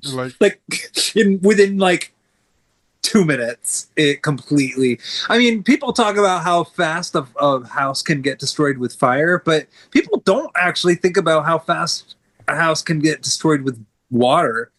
I mean, it's kind of shocking. But I'm confused how like it flooded, like, because what we see is like an entire wall just collapsing down. It flooded the interior basement, which in turn caused the foundation to collapse, which is what caused the entire house to in turn basically implode. I get that, but like before the auction ended, like the wall behind them just exploded into like a waterfall. I was like, I don't know if that. I'm guessing. I would assume there would be more leaks and shit, and people would start noticing way before that. But my only guess is there was some movie kind of magic. Well, I mean, yeah, movie magic, but if I were to try to apply logic to it, my only guess is they found some way to establish some sort of plaster interior that would contained the water in the walls. But of course, something like that wouldn't really be able to withstand anything if there isn't a roof that's supporting any kind of columns or anything. So I think just the walls just probably collapsed from the inside. I mean, we're thinking too hard.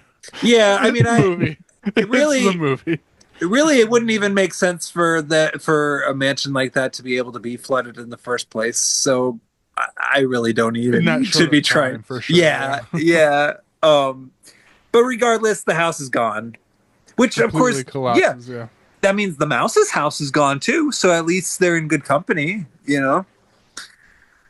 But yeah, this is pretty much the moment where they they more or less they travel back to the string company. The mouse hitches a ride along the way. Yep. And eventually both of them collapse in more or less a state of total defeat and depression, because there's not really anything left for them other than the factory. So now I guess we just got to keep doing this, But then they wake up the next morning and the machines have been turned on, and out comes a big hunk of cheese. But it's like in the shape of the string. Yeah, it's like a cheese ball, like a like a ball of string that cats play with, and but string cheese. Yeah, it turns out that the mouse is a genius when it comes to food. He's a savant. like you said, Ratatouille. A Except it's- Ratatouille yeah, prequel, man. yeah, yeah.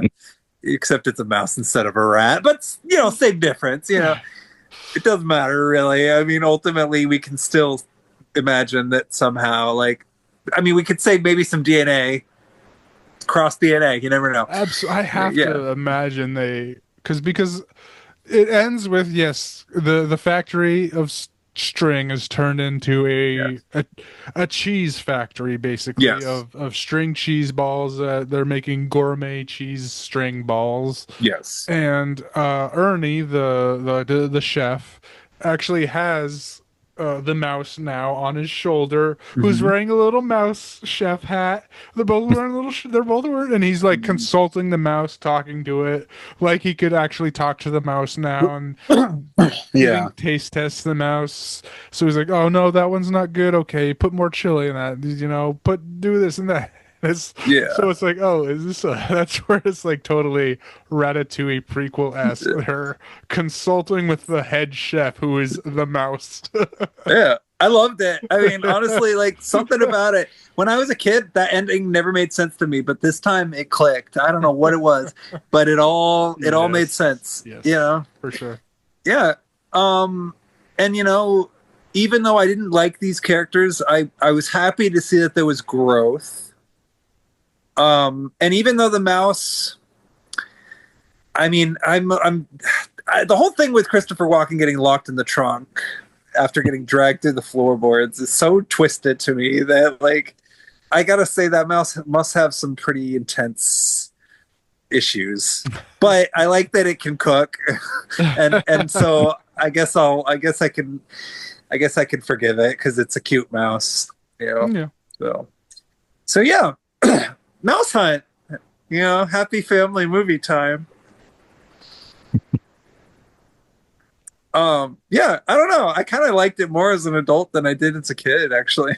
I liked it. Yeah. Yeah, yeah, It was interesting as hell. yeah, yeah. I don't know. What can I say? I guess it hit the right notes for me. It was like a weird. It almost had like a Coen Brothers tone, almost or like something like that. Yeah, that's fair. I can Yeah. see that. Hudsucker Proxy. What about you, Zach? What'd you think? I think I liked it just about the same. Nice. Kind of Alright. indifferent, Yeah. All right. But Yeah. yeah, it was in that. I liked all the slapstick stuff because you don't see that anymore. Yeah. Yeah. Yeah. I think I gave it a 3. I think, yeah, I'm gonna go a little higher. I'm like kind of divided between a 3.5 and a 4. I want to say 4 because I actually really do admire this movie the more I think about it. Honestly, considering that it's a family movie and considering how much it's able to actually get away with. At the same time, even as an adult, I gotta say there were elements of it that made me extremely uncomfortable. In some ways, maybe even more than Clifford. I don't know. I guess I'm kind of in between a 3.5 and a 4. I kind of admire it a lot, really. So what can I say? My main issue with it, I guess, is maybe the film does a little bit too good a job at making the characters like unredeemable. Just because it takes a really long time for the whole full-on character arc to happen. This is quite a slow-paced movie, which is another thing that the next movie has in common, actually. So, Yeah. What about you? I would say, I don't know. I liked it. Just Yeah. It was, I mean, I would give it probably a 4 for what it is. Like, if Okay. just giving it like for what it is, like, Yeah. kind of like it better than like a Home Alone movie, just because Yeah. we're dealing with just a cute little mouse defending its house. Yeah. mouse. I kept calling it Mouse Hunt, but Yeah. main little character is a mouse defending its home. Yeah. And then and I would say, like, I can't, like, it is technically a family movie, but like you might want to be on the older end of like the children's watching it, Yes. because you are dealing with people trying to kill a innocent little little animal. Yeah. But there were some good bits. There were definitely some good little sequences with the mouse Yeah. escaping and doing little cool stunts, and like I laughed. Gave me some chuckles, so there's at least that for sure. Nice. Yeah. Yeah. I mean, I think, And then I did like the end of it, them coming together and working yeah. at the string cheese factory. It's just like, Yeah. oh, that's funny. That's cute. Yeah. Yeah, no, it was cool. I was actually, it was well done the way they all tied it up, you know. And I don't even like mice in real life. I find them really terrifying, you know. But that doesn't mean that I want to go out and kill them. Or it's not like I would go after a mouse like the guys in this movie would. Like if I lived in a big mansion and there was just one mouse, I wouldn't even care. So Yeah, they yeah, shouldn't have in the first place. exactly. This movie shouldn't have happened. Yeah, yeah. This movie should have never been made. Ugh, fuck this movie. Moving on. Okay. So Mousehunt. So we're jumping from Mousehunt from the mid 90s. We're jumping all the way to the mid 2010s now with, do you want to say the title, Zach? A Cure for Wellness. A Cure for Wellness. Which I think a lot of people were stoked about this one because Gore Verbinski had directed The Ring. And so everybody was like, oh, he's finally doing another horror movie, you know, which the thing is, after he directed The Ring, I saw the movie The Weatherman by Nicolas Cage. That like it had Nicolas Cage in it. Yeah. I like that movie. You've seen it too? Yeah. Okay, that's my I favorite. liked that movie. That's my favorite Gore Verbinski movie. Oh, is it? I was gonna say Budweiser.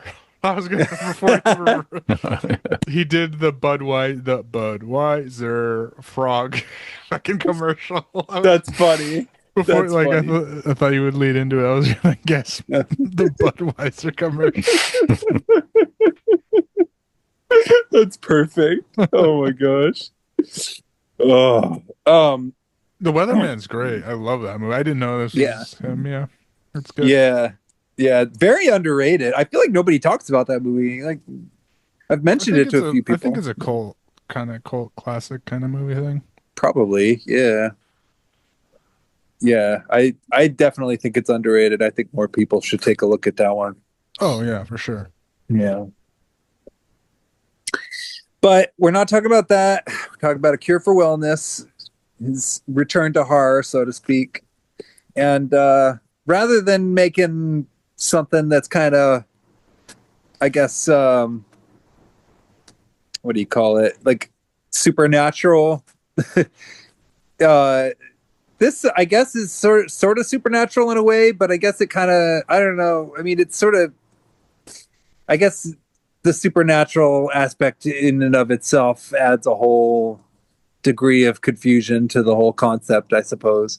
But regardless, whatever this is, it's, I guess, it's kind of like if Thomas Mann's Magic Mountain had been written by H.P. Lovecraft, you know, which Magic Mountain is a story about a guy who goes to a health clinic and, you know, meets these various characters, and it ends up actually, you know, it's an incredible book, but it's like not a Shutter Island. That's what I was thinking too. Shutter Island. Yeah. It reminded me of what I was watching. I was like, this is like Shutter Island.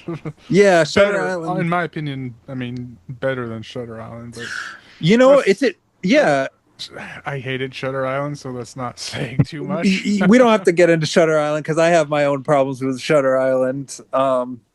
But I would be, that would be fun to talk about at some point. But I won't force any of us to go into Shutter Island right now, just because, yeah. But this film, in this film he decides to take a much more slower, much more leisurely pace. This is like twice as slow as Mousehunt, and I think it's like, yeah, and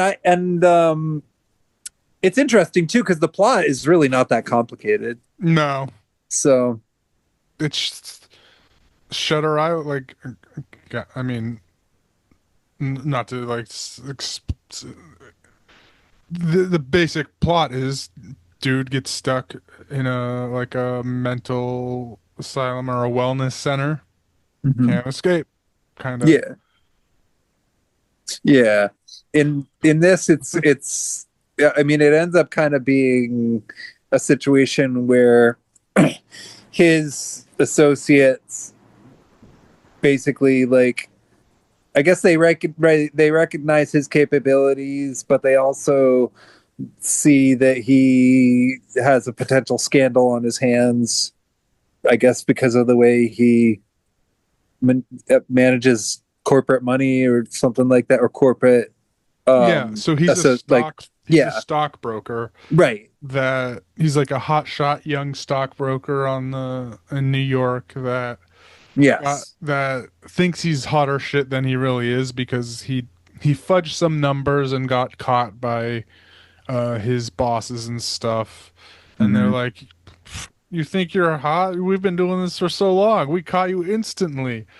Yeah. So, Yeah. I mean, and he's a young looking guy too. Like yeah, he's total baby face. He looks like he would get carded for a big key. yeah, and he was like in the intro scenes, he came off as hot shit. Like he thought he was the coolest fucking guy there Pretty in much. town, but like Yeah. his execs was like, "No, you ain't shit. We saw Yeah. exactly what you were doing." But that leads to the whole company is going down like over just some, illegal dealings.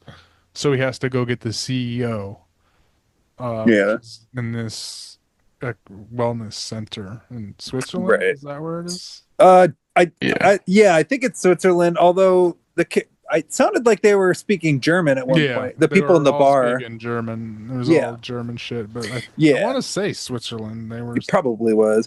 And there was this part at the beginning, which didn't actually end up being as important as I thought it would be, where the guy who I guess they was gonna go there dies of like some kind of heart attack or something at the Oh, beginning. right, yeah, that's the first scene. Yeah, some dude Yeah, dies of a heart attack. yeah, yeah. I'm not sure what that was really.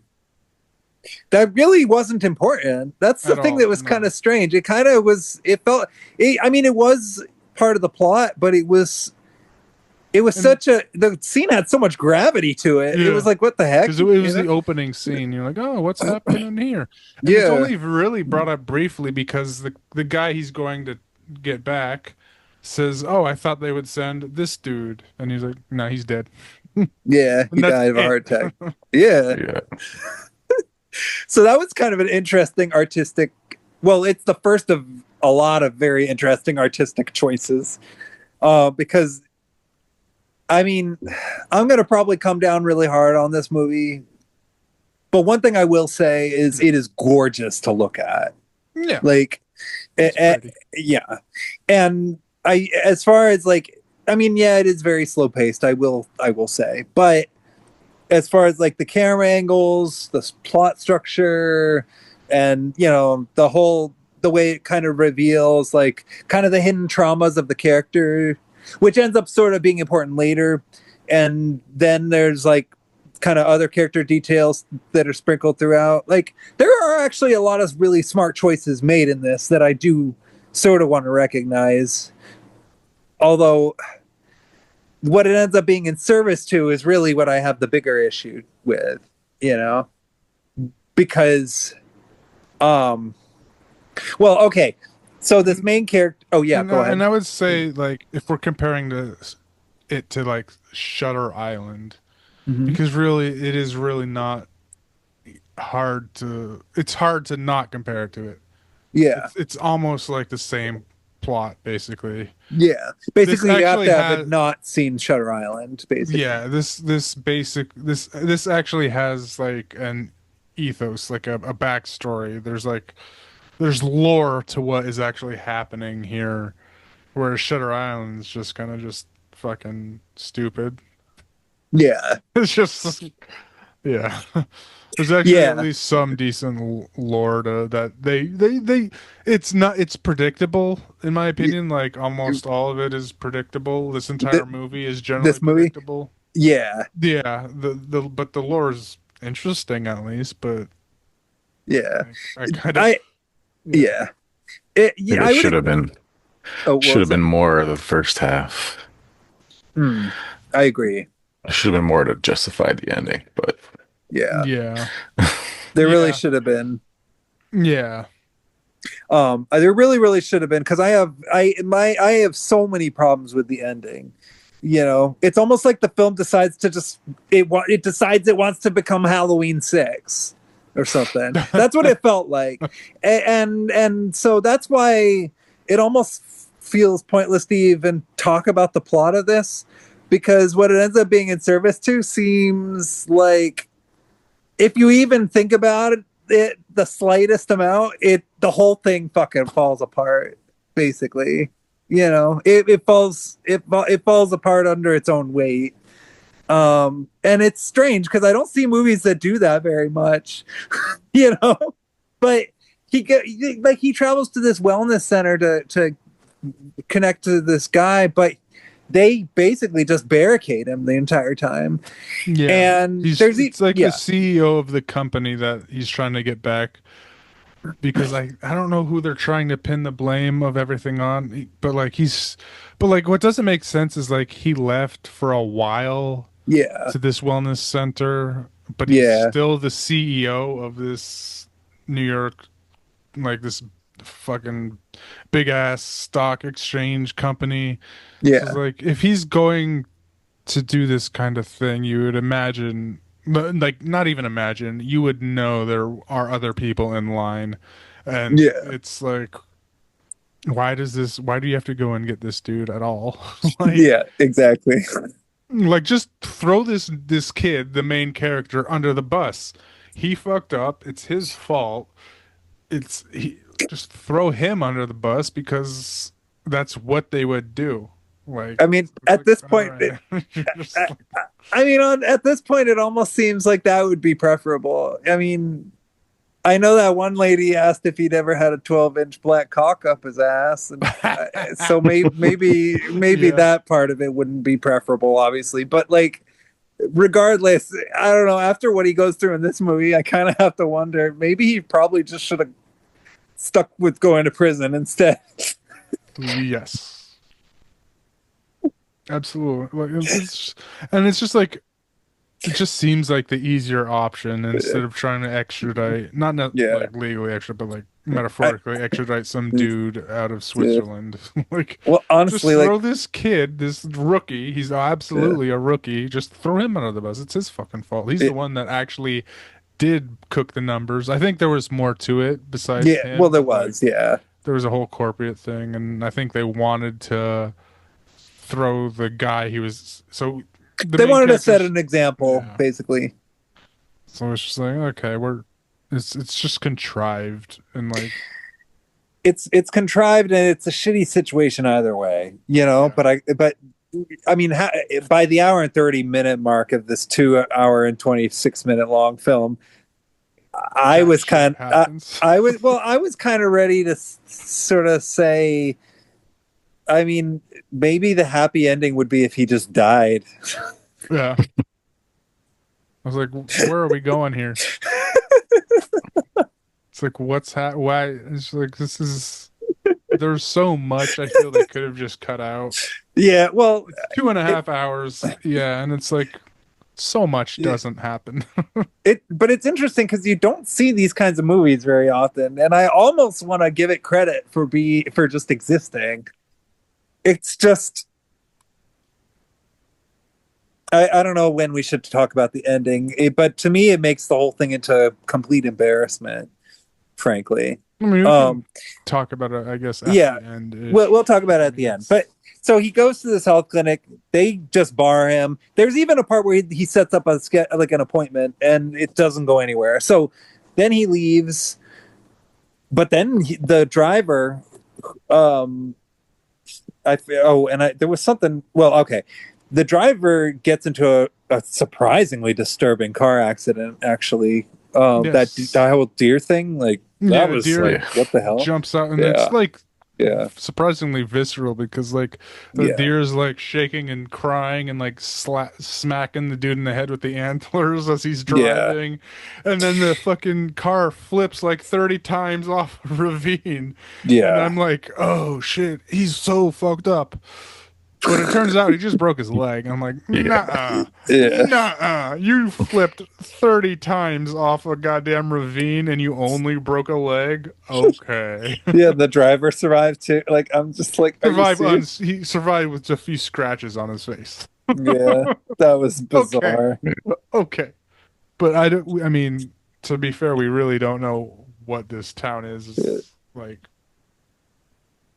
what's Yeah. happening here under the surface? Exactly. And like, Exactly. I was surprised the driver showed up again at all. I thought he was Yeah. dead. Yeah. But No, I I agree. mean, it's like getting way late into spoilers that the driver does show up. Yeah, but you agree with me, Zach. Like when he showed up, that was almost like a twist. Yeah. Yeah, Yeah, it totally Yeah. was. I was like, Yeah. wait, he's alive? Like, Yeah. there's no way. Yeah. And what makes me laugh even more is the film doesn't even acknowledge the fact that it's a twist. It just treats it like a casual thing. It Yeah. has yeah. The car accident is impressive the way it's shot. It's like that was on the level of Let Me In. That the car accident in that movie, that was like insane. This scene in this was on that level.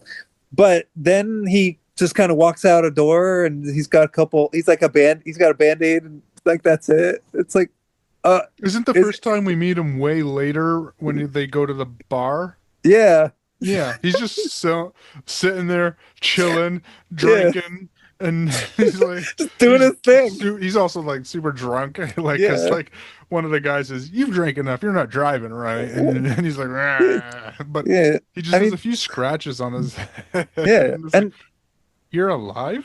and the thing is, like, if I hadn't seen this movie before, I would have been very involved at this point and been like, I'm curious to learn more about a world in which a man can careen 30 feet off a ravine. And then With a deer, honestly, that deer Yeah, was smacking him in the face with his antlers. with a deer, and then just casually show up in a bar the next day, or not the next day, but a few weeks later, drinking like that's just a casual occurrence that happens. Like, I want to find out more about the world of this movie because that's a strange thing. I want to see I yeah. want to follow what Yeah. happened to that driver. What happened to the driver? What was his life that'd be like? more interesting Yeah. than what this Yeah. fucker went through. Dude, that was Yeah. so unbelievable that I thought it was Yeah. going to be this. It was all a dream kind of movie. Yeah, Yeah. that's what I thought too. And they really, by the way, prolonged the torture of that deer.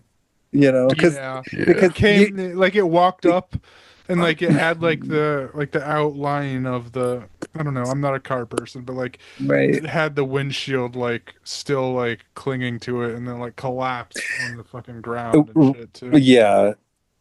Which I'm not even sure. I'm trying to even figure out if that scene was necessary because, like, it was gorgeously shot. I'll give it that. It was very emotional, but it was also kind of like really sad and like.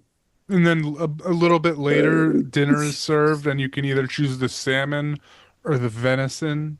Mhm. And the doctor, the main bad guy, who will Yeah. eventually mention, is like, can't let good meat go to waste. Yeah. Which I guess that would be where they tie it together with the fact that the deer. Yeah, I mean, because the deer is still remarkably in one piece when it died.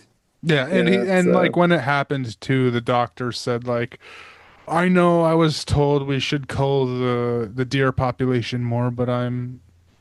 So this is just a weird ass movie. Like, but I'm. It is insane. But I just can't hurt innocent animals. Yeah. And then what we learn later is just like, Yeah, okay, but you can literally pour live eels down into people's throats. You can do that. buddy. You're okay with doing that. All right. But you're not okay with,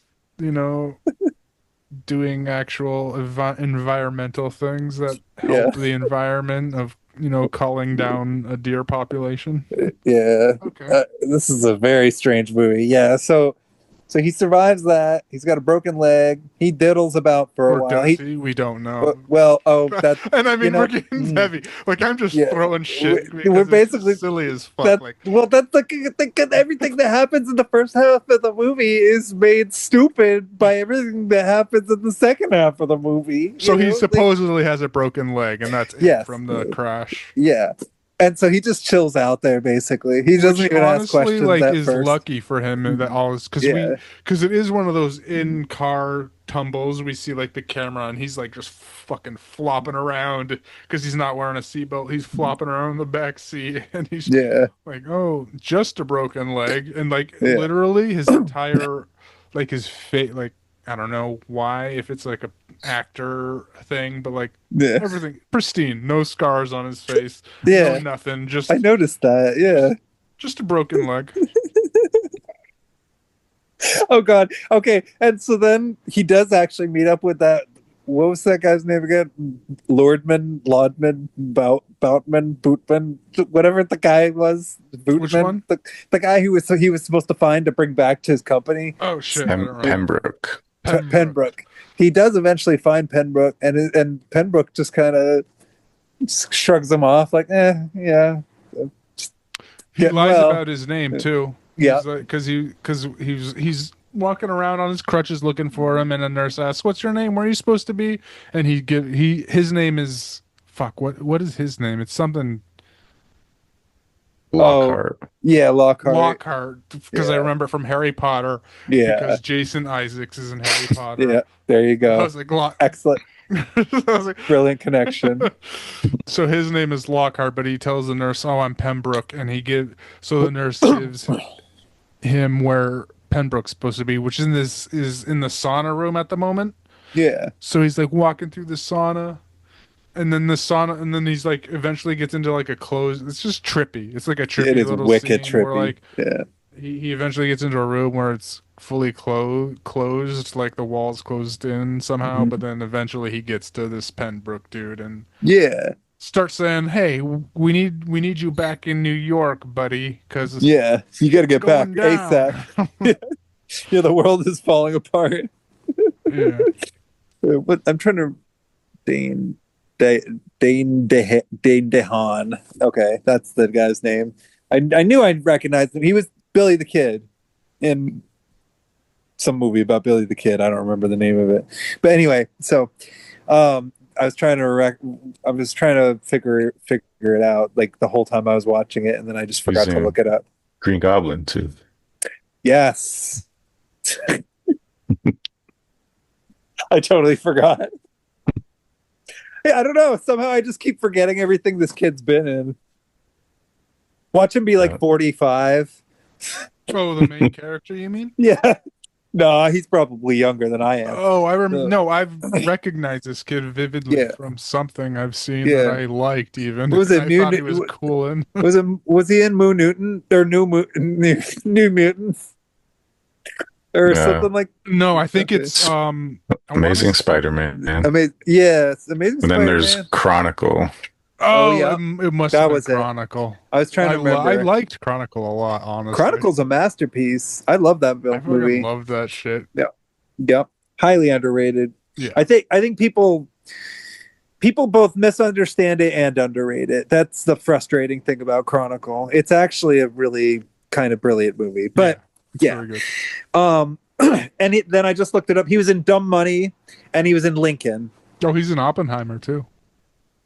Oh my God. Everybody and their mom is in Oppenheimer. Jeez. Josh Peck. Yeah, I still am laughing at the fact that Josh Peck is the guy in the bomb room. Right, yeah. But let's see. So yeah, and meanwhile, Jason, so throughout the course of the movie there's like these allusions to this Baron. Yeah, I don't even we get slow fed. Yeah. The initial story is that there's this Baron that wants to keep his bloodline true. Yes. Of the thing, and like I don't know, so he wants to have. We can just say it. He wants to procreate with his sister. Yes. Yes. And what confuses? I mean, I guess it. like they say Baron a long time ago. Like I was like, what's? So I thought this was like ancient time in it. So Right. I guess could be. I don't. But yeah, basically there's this Baron, and then that wants to procreate with his sister, Mhm. and we're eventually fed throughout string fed Yeah, throughout the entire movie. yeah, What it's actually tr- is the it's truth? it's trickled down through the main character going through very repetitive scenes of dealing with wellness situations, not really enjoying the results, stealing information, getting gossip from the residents who praise the place to high heavens, And then this old and lady, yeah, he's always talking to this old lady that likes yeah, puzzles. yeah. Like it's a lot. The film really dwells on these moments, and dwells on the mystery aspect. Which I can imagine is probably really fun for people who never saw Shutter Island and go into this blind. I'd say I cannot emphasize enough about this movie. Go into it as blind as humanly possible, and if possible, avoid Shutter Island before watching this. Like, just Yes. really try to go into it as blind as possible, because I think that's the only way you're gonna even halfway enjoy it. Because I had already seen this movie before watching it this rewatch, and it's hard to not pick holes into it throughout. So, but throughout the course of this film, he basically ascertains that this Baron wasn't able to procreate with his sister for a while because the fetuses kept on coming out deformed and stillborn and all this stuff. Yeah, it was like the first thing was he was she was infertile. Yes, that's it. Yeah. Yeah. But I mean, I don't know. It's like major at the end of the thing. Spoiler. I don't know if we should get into like.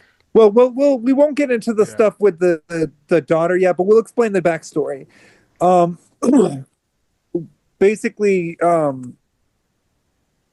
okay, so eventually he does manage to figure out a way to give her some sort of like ability to actually like have babies, by experimenting on the villagers, from what I understand. That's kind of what it hinted That's at. still like deep into the movie too. Is the problem? That's true. So what But we're led well, to believe at first is that the sister was murdered just because of incest. yes, right. It's just that. That's Yeah. like the first tidbit of info is like the Baron wanted pure blood, so he slept with his sister, and the sister got murdered because it was an ancestral relationship. Right. That's all we're given at first, and then Yeah, exactly. then things keep trickling in of like why he did it with her, Yeah. and why they actually killed her, and then what happens after, and like Right. But we don't find out right away, basically, no, because it takes 2.5 hours to find yes, out. yes. At this moment, all we're given is history. We don't know about what's happening now. All we're doing is focusing on Pembroke because that's what the main character is trying to do. Yeah. However, Jason Isaacs' character basically starts pulling him deeper and deeper into these routines, and that's when he eventually meets the Mia Goth character, who kind of, who she kind of reminds me of a little bit in this movie is did you guys ever see Black Swan? Yeah. The Natalie Portman character who acts really childish, like Alice in Wonderland or something. Mm-hmm. She kind of reminds me of that, only like even, except maybe like a little more aware, almost. Like with like, I guess more agency, for lack of a better word. I mean, obviously there's like a bigger plot that it gets into, but initially when we meet her, she comes across as somebody who's like childlike but knows more than she's letting on, basically. Yeah. So yep. And she keeps taking. Oh yeah, and she also keeps taking vitamins too. That's all I wanted. So there was that. Yeah. We have to mention that. Yeah. And then even before that, it was like way before. It's like he's meeting with people trying to get to Pembroke, but it's like after hour, like, and they keep kind of showing water. Yes. Water. And the first scene where he took the first glass of water, I wrote down, there's something in the water. Mm-hmm. Mm-hmm.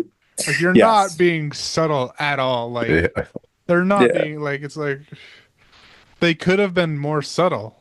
I feel if they wanted to do a little more sneakiness of just him drinking water, but they're like, take the water, drink this water, take it.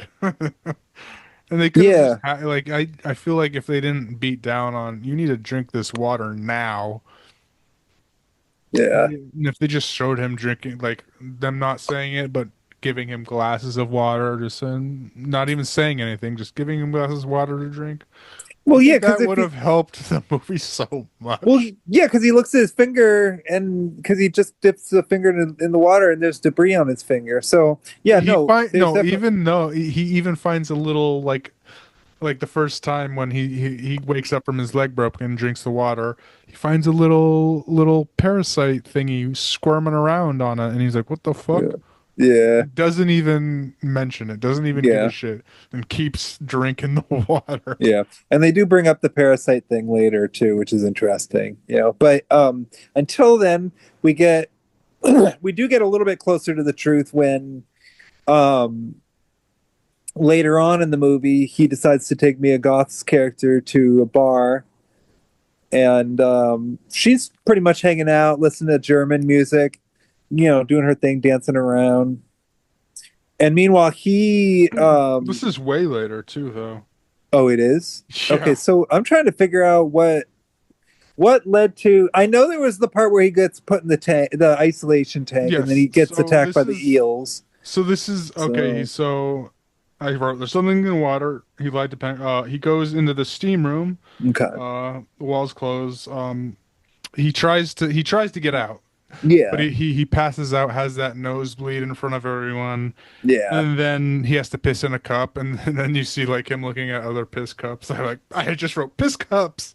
yes, yeah, And then he gets put in the sensory deprivation tank. okay, He sees the eels in the tank, yeah. and then there's the scene, and I don't know if it's real or not, but like I I'm assume it guessing is, it is. Yeah, I where like think it one of is. the nurses comes up to the dude that's monitoring him, just Yeah, takes her top off and just stands there, and he just starts jerking it, and yeah, just while he's in the while he's in the tank. So yeah, he's just the guy that's monitoring him in the tank is yeah, watching, just looking at a nurse jerking it.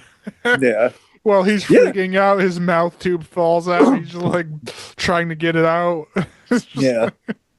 Yeah. Oh, yeah. We should say, if for viewers out there, if you don't like nudity in your movies, this isn't the one for you. You can skip. You can skip this there's one. not too much. There's not too much, but there's enough. I feel like that Yeah. the average person would be like, I don't want to watch this And anymore. the You know, worst, like, the worst nudity is a bit intense too. That we get in the end. yeah, exactly. Although I will say, I did appreciate the fact that most of the nudity in this film was elderly people. So Yeah. you don't see that very often, I mean, I don't know, I gotta appreciate that. What can I say? you know I don't mind it. A lot of No people do. dong though. No I don't hog. mind There it. was no hog. Not quite, but we came close with Yeah. the masturbation bit there. Yeah. So yeah. So let's see, I'm trying to think what else happened before the whole bar thing, because you are right, that is kind of more in the second half, because that's when shit Yes. really starts cycling. So after um that, eventually, I forget how exactly he's because he keeps conferring with this old lady yeah. that's like into puzzles, and she's like Oh doing yeah. things, and he says, so because he keeps dropping like what he learns to her, and then Yeah. eventually she comes back and is like, oh no, this is where when we learned the Baron was experimenting on the townspeople. He Right. wasn't necessarily experimenting just on his sister wife, whatever you want to. No, he was Yeah. experimenting on the townspeople, and they kind of like said, "No, we're not having that." Right. And then that's when they bike into town.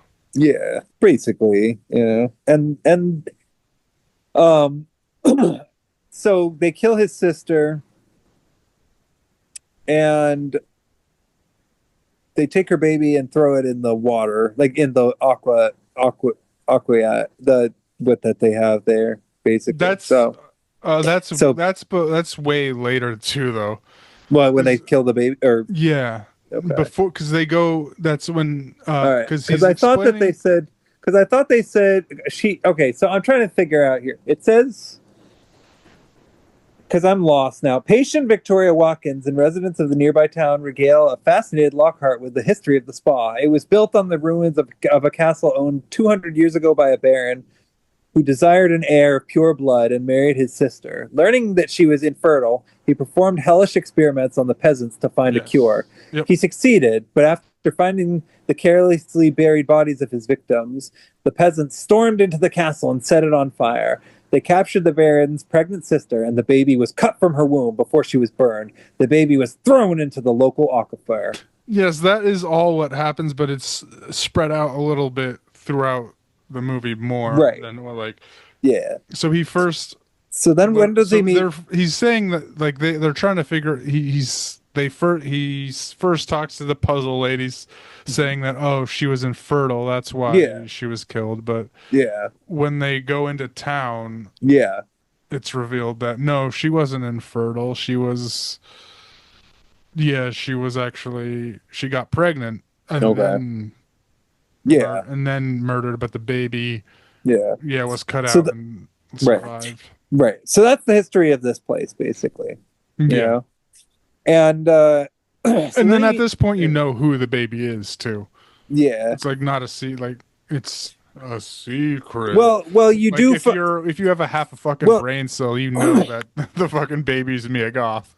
Well, yeah, exactly. But you don't. But the thing is, you don't find out about the whole immortality thing right away until like roughly a little while after that. So then that's when all the pieces get put together, and then that's when you get the stupid thing at the end. So, but when they said, the baby was thrown out but survived somehow, I was like, it's Mia Goth. Yeah. That was my first guess too. So, but my absolute, I know it's Mia. It wasn't even a guess. Like, so it's Mia Goth. Yeah. Like, but the only thing that threw it off is the time frame would because it wouldn't have made sense if it happened that long ago. Yeah. So, I mean, it pretty much unfolds more or less the way you expect. He does. There's this whole thing with the cow there. Yeah. So they're in the town. They're in the town. Mia Goth does some dancing. Mm-hmm. Yeah. But the main character goes across because he's trying to find some type of doctor, but it's just a vet. Yeah. And there's this cow struck up or pinned up, and he opens up the cow, and out comes a dead cow, like a dead calf, and a bunch of eels. Yeah, and parasites seem to be wriggling around inside of the dead cow too. So parasites are wriggling around in a lot of people throughout the movie. Anyway. Yeah. And then Lockhart gets into a fight with the German dude who pulls a knife on him. Jason Isaacs shows up, saves the day. It's just kind of nice of him. Yeah. But then he gets mad at Mia Goth. And then she's like, "Is it soon? Is it almost time?" And he's like, "Not yet, baby. You have to wait a little longer before our special day." And it's like, "Oh no!" And then she keeps taking the vitamins, and it's like, "Oh great!" Yeah, and there was that also in the bar scene that I think it kind of would play into the like she goes into the bathroom to use the bathroom, and it's like that. I mean, it's weird to just says three dudes talking about it, but like the time of the month for ladies. Yeah. But it plays into the movie generally, and it does, yeah. And that was a beautifully shot scene. The bar fight was beautifully shot. The lighting, I mean, just everything, yeah. But at that point, things basically start escalating because Lockhart, in an effort to try and find Pembroke, ends up going into basically a restricted location and finding him in one of the tanks, presumably dead, although then he later shows up alive. So turns out he was just in whatever that thing is. Oh, well, that happens. He loses a tooth before he starts sneaking. It's in my notes. He says loses a tooth, sneaking around. Yeah. So he loses like he just like people in this are starting to go toothless. We see. Yeah. Yeah. And, and then of course, um, once they catch up to him and once they find him, um, he mentions that he had a problem with his tooth, and then of course he regrets saying that because then What he Jason does Isaac is because what he actually does is he pulls it out and then gives it to the nurse lady. He oh says, yeah "Oh, I'll go put this in milk." And then when she returns, he already booked it, and he's searching and like yeah, and so he takes something of hers too. he uses the excuse to look where that Penbrook dude is Right. and kind of Yeah. locates him and starts Yeah. going through those restricted hallways. Yeah. Basically, yeah. Um, let me think here. Oh yeah, okay. So then Isaac basically just goes all marathon man on him and straps him into a dentist chair, and there's Oh, then even before the German. Oh yeah, go a ahead. little just before that, this is when so he finds the puzzle lady Yeah. in the restricted area, and that's when we learn she wasn't actually infertile. Oh okay. That's Okay. that That's at least yeah. according to my notes, that's when we learned she wasn't infertile. She was pregnant when killed, but Yeah. the baby survived. Okay. You When see, that was he a moment I when would have he thought. Oh yeah. yeah, go ahead. Just that's what I at least wrote down is like, oh, Yeah. okay, so like, because he does go through like these weird ass restricted corridors of people Yeah. going crazy, and he finds the puzzle lady he's been talking, sharing notes with, and she's like, no, she wasn't infertile, she was actually pregnant, but they killed her Yeah. and took the baby, and that's when he learns that the baby survived. Yeah. Yeah. I mean, bottom line, that's such a key piece of information that I would have assumed to happen later in the movie. So there you go. Yep. And then he But gets caught and strapped to the dentist yeah, chair. yeah, yeah. It's a pretty gruesome scene, very bloody. If you don't like teeth And they show stuff, it too. They don't they cut sure do. away. Hmm. Yeah, it's pretty nasty, but it did also remind me of the movie Marathon Man with Dustin Hoffman. It had a very similar vibe, and so then let's see, then I'm trying to think. And then after that, this is kind of when things I start don't getting pretty loopy, I don't and exactly know. Yeah, this is I was like a little because confused. He escapes after getting his he does escape, but then it turns into like a that the kind of thing you see in movies sometimes, like Texas Chainsaw Massacre or the the, failed escape attempt, where you get away and you finally find somebody who you you think go can to the help you, police. You go to the police, but the police are in on it. So and then yeah. it turns out they're in on it. Like Yeah, I don't like what I like I blinked and missed, I think, but like he had his tooth drilled out, but then he like he actually gets into the same driver's car and they go to town, goes to the police and tells them everything. uh-huh. And and then yeah, the doctors show up. Jason Isaacs and all the doctors show up and Yeah, they're like, "You're crazy. You're yeah, crazy." Blah blah blah. yeah. It's like, yeah, Rosemary's Baby. A lot of those kinds of movies have those moments in them, which where you think the character's going to get away because they actually get away, and then the person that they thought they could trust, just when you think that a person, they go and do something like that. Yeah, but also Mia Goth did say way earlier that nobody leaves here.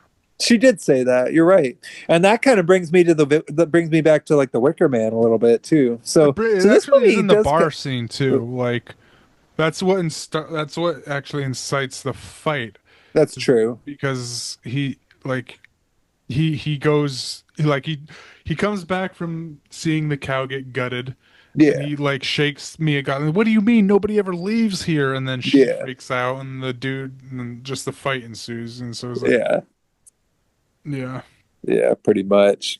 But basically Lockhart ends up becoming indoctrinated more or less in the whole In and out, yeah. process. He weaves in and out. He does come to. I think at some point Mia Goth brings him to, right? Or Yeah, so yeah, earlier, so okay, so yeah, way back in the beginning of the movie, yeah, he has he has a mom yeah. that's a I little remember that. she's in a home as well, and she does decorating of these ballerinas, and she gives him one that has her eyes closed, and she's like, oh, why he's like, why are the eyes closed? Oh, she's dreaming, but she doesn't know it yet.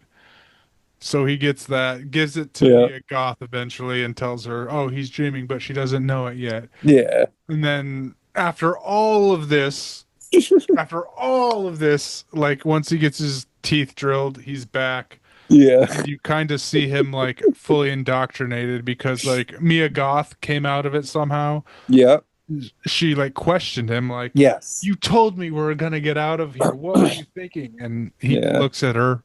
His teeth are back in full, and he's like, why would we ever want to leave? It's perfect here. Yeah. And then she realizes, oh, something's fucked up. She gives him back the ballerina doll, and Mhm. that eventually breaks him out. Yes. A couple scenes later, that'll break him out of his whatever trance he's in. Yeah, yeah. It takes time, but yeah, this is when the whole logic of the film really starts to fall apart for me because the you, okay, this just brings me back to this a bigger question. All right, if there was this whole scheme of immortality where her dad, so okay, the big twist turns out to be that her dad is the Baron, and that he's using his abilities of immortality to basic and basically using the wellness center as a front for the immortality potion by taking it out of the people there. He's taking it out of the patients at the wellness center to keep him and his daughter young, but long enough so that she can become fertile, so that he can then impregnate her. So now you can see why I compare it to Halloween 6, Zach. Yeah. So my problem with this, well, I mean, I there's a lot of problems I have, but my biggest problem is if this was actually the situation and Mia Goth wasn't keen on it, why didn't she tell him? Like, wouldn't that have made sense? I mean, that's the thing, 'cause I don't know how there with it she was. Like, Is she under a bit of a trance too? I think so. Okay, At some, it's and to some maybe I degree, I missed think that part. so. I think it's when he gave her that ballerina doll, she started like coming out of it just with the Okay, words he said and like saying, "We can get out of here." And then okay. like she was like Oh, I the meant whole, I the wasn't. whole, I okay, yeah. the whole bit of like, "Oh, she's asleep, but she doesn't know it yet," kind of thing. And then Okay. I think eventually she kind of realizes things aren't as what they seemed. Oh, okay. So she was And already indoctrinated before. Okay, for some reason I got the impression that she kind of liked the Lockhart character, and that she was kind of, I don't know. Maybe I guess I may have just misunderstood, or maybe I was just trying to. Maybe I was just assuming her character was smarter than she actually was. I don't know. But I just for whatever reason didn't get that impression. But I also don't even understand why all these why all these people are this and invested in this guy wanting to procreate with his daughter in the first place. That doesn't make sense to me either. Yeah. I just It- there's some that's what I think was about the water thing is I think there's just like something that he was doing with the water that's somehow because making it okay for people to like I think not okay, but sleep like with. mind Okay. altering kind of like Yeah. because he I mean, they have goes a ceremony. They yeah, literally have like a marriage ceremony with so after ribbons. yes, there's that. But like even before that, it's like so he removes his cast after like Yes.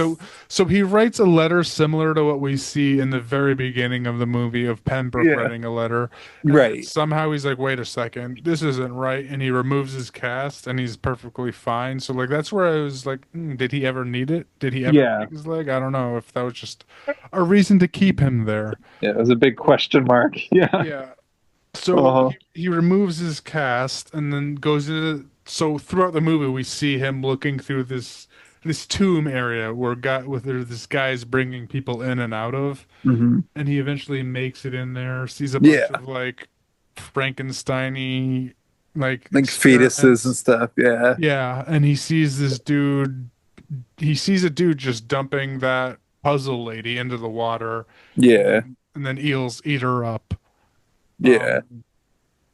Um, and while this is happening, Mia Goth's character is going into one of the pools, and like I'm assuming, like, because like earlier, Jason Isaacs says, you may think she is of age or whatever, but she's actually far younger than what you think. Kind of Right. in a general sense. Yeah. So she's going into a pool. She has her first lady time, and then eels are swarming her, and she busts into this dinner soiree that they're or I don't even know, it's not a special even dinner soiree, it's just a regular dinner. She busts in all kind of like, Yeah. and like he's like, and he sees that she's now of age. Right. Of Yeah. age, I like trying to work around the words to say it, but like, Yeah. No. Yeah. She's blossomed, so to speak. yes, Yeah. yes. And then and this is after like Lockhart goes in, sees what they're doing with the old people, busts this dude open with their fucking uh rock and Oh shit. yeah. Like and he tries to go to this dinner and tell everyone to, hey, wake up, you're fine, nothing's bad is happening. Yeah.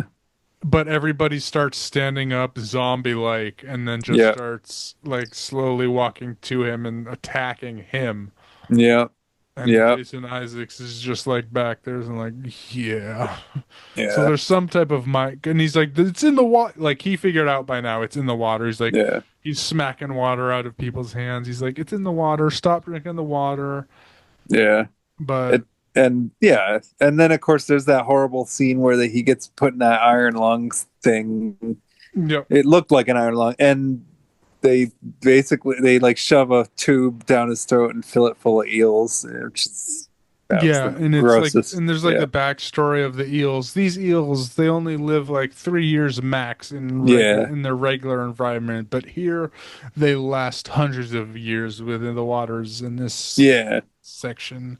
And then yeah, he gets pumped full of these fucking eels. Yeah. It's pretty gross. Yeah.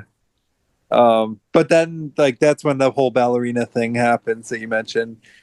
And like shortly after that, when he's like sitting down on the bench or whatever, I think if I Yeah. remember. Yeah. Yeah. And then like that's what leads to the whole climax where like Jason Isaacs is like in the room with Mia Goth, and he's like in the process of basically assaulting her because at this point she's saying there no. is that ceremony. Oh yeah. Well, yeah, that Weird ass happens. Yeah. ceremony where they're all, Yeah. it's like a marriage kind of ceremony. Yeah, and everybody's dancing. Dropping things. They're Yeah. dropping those streamers down. Yeah, they're doing full on dancing, like ballroom dancing Yeah. to the max. Yeah. Like not even kidding. It's like Beauty and the Beast. Yeah. So funny. Oh my god. And then let's see. So okay. So he stops Jason Isaac while he's like trying to go after Mia Goth. And there's that cool scene where he rips his face off. I kind of like that moment. I'll give it, even though it still pissed me off. I still kind of thought it looked cool. We did get a hint of it when he first explored the dungeon, where there were just faces kind of lying in the. Yeah. And can I also laugh I'm sorry for interrupting you, but can I just also laugh a little bit at that moment where the way he discovers that Mia Goth is his daughter is by pulling the frame back a little bit and seeing her face. Oh, it was yeah. obscured by the frame, and that was the one thing that was hiding it. Yeah, and he was like looking at it at first through like a glass with water in it, and then he just smashes the frame. Yeah. And then he like takes him so long to figure it out while Mia Goth is in a dungeon getting assaulted by her father, brother, Yeah. uncle, whatever the fuck their relationship is. Basically, her it's her dad. I mean, I think that's basically It's her. Yeah, her it is dad. Her dad and her uncle. Yeah, you're right. So, and so she would be his daughter and niece, which is just freaking. Ugh. But anyway, yeah. It's So so then there's weird. the whole. Like, Yeah, I don't even know how much we go into it, but like, Yeah, I mean, he smells his thing. Like that was like, well, he's it touching her, just smells it his gets. fingers, and he's like, yeah. He doesn't. I don't know if he says that, but he's like, I mean, it almost feels like in an alternate universe somewhere, this movie is a lot shorter, and is just a highlight reel of all. Like it's mostly just a highlight reel of all the over the top crazy moments. You know, instead of the long drawn out bits in between of artistic ponderance, where you learned about the main character's backstory involving his guilt over his dead father and all this stuff. yeah. You know, Oh, where the movie there's goes into that. yeah, there's that. We That haven't happens even too, by the mentioned way. that. Yeah, we totally there's and that's kind of a big part of the movie too. But I don't even know how it connects to this plot, honestly. And I've watched this Cure movie for twice. wellness somehow. Yeah, who knows? Yeah, I mean, there's so much shit going on in this movie, but ultimately, it is kind of like a really gorgeous art movie. No, it's an exploitation movie disguised as a really gorgeous art movie, which would be okay, except that it's 2.5 hours. You know, but it is cool. He does kill Jason Isaacs. I did like that death scene, I will admit. Yeah, Jason Yeah. Isaacs rips his face off, Yep. which you mentioned earlier, and it's like Yep. he's a monster. Yep. And then Mia Goth takes the shovel. Yes. So like he lights him on fire, Yep. and then eventually he's like standing at that pool with all the eels, but then Mia Goth comes in and smashes him with a shovel in the face. Yep. Oh, and while this is all happening, the ballroom catches on fire too. Yep. Yeah, that Everyone- happens too. Yeah. The entire mansion just starts lighting on fire. Yep. So they all escape. Everybody is all over the place. And then and then one of the patients walks over to him, and it turns out to be Dr. Loomis, and he says, "I have unfinished business to attend to." And he turns around and walks into the fire. Oh wait, I'm sorry, that's the wrong movie. We're talking about A Cure for Wellness. My bad. Sorry. I was like, what? Yeah.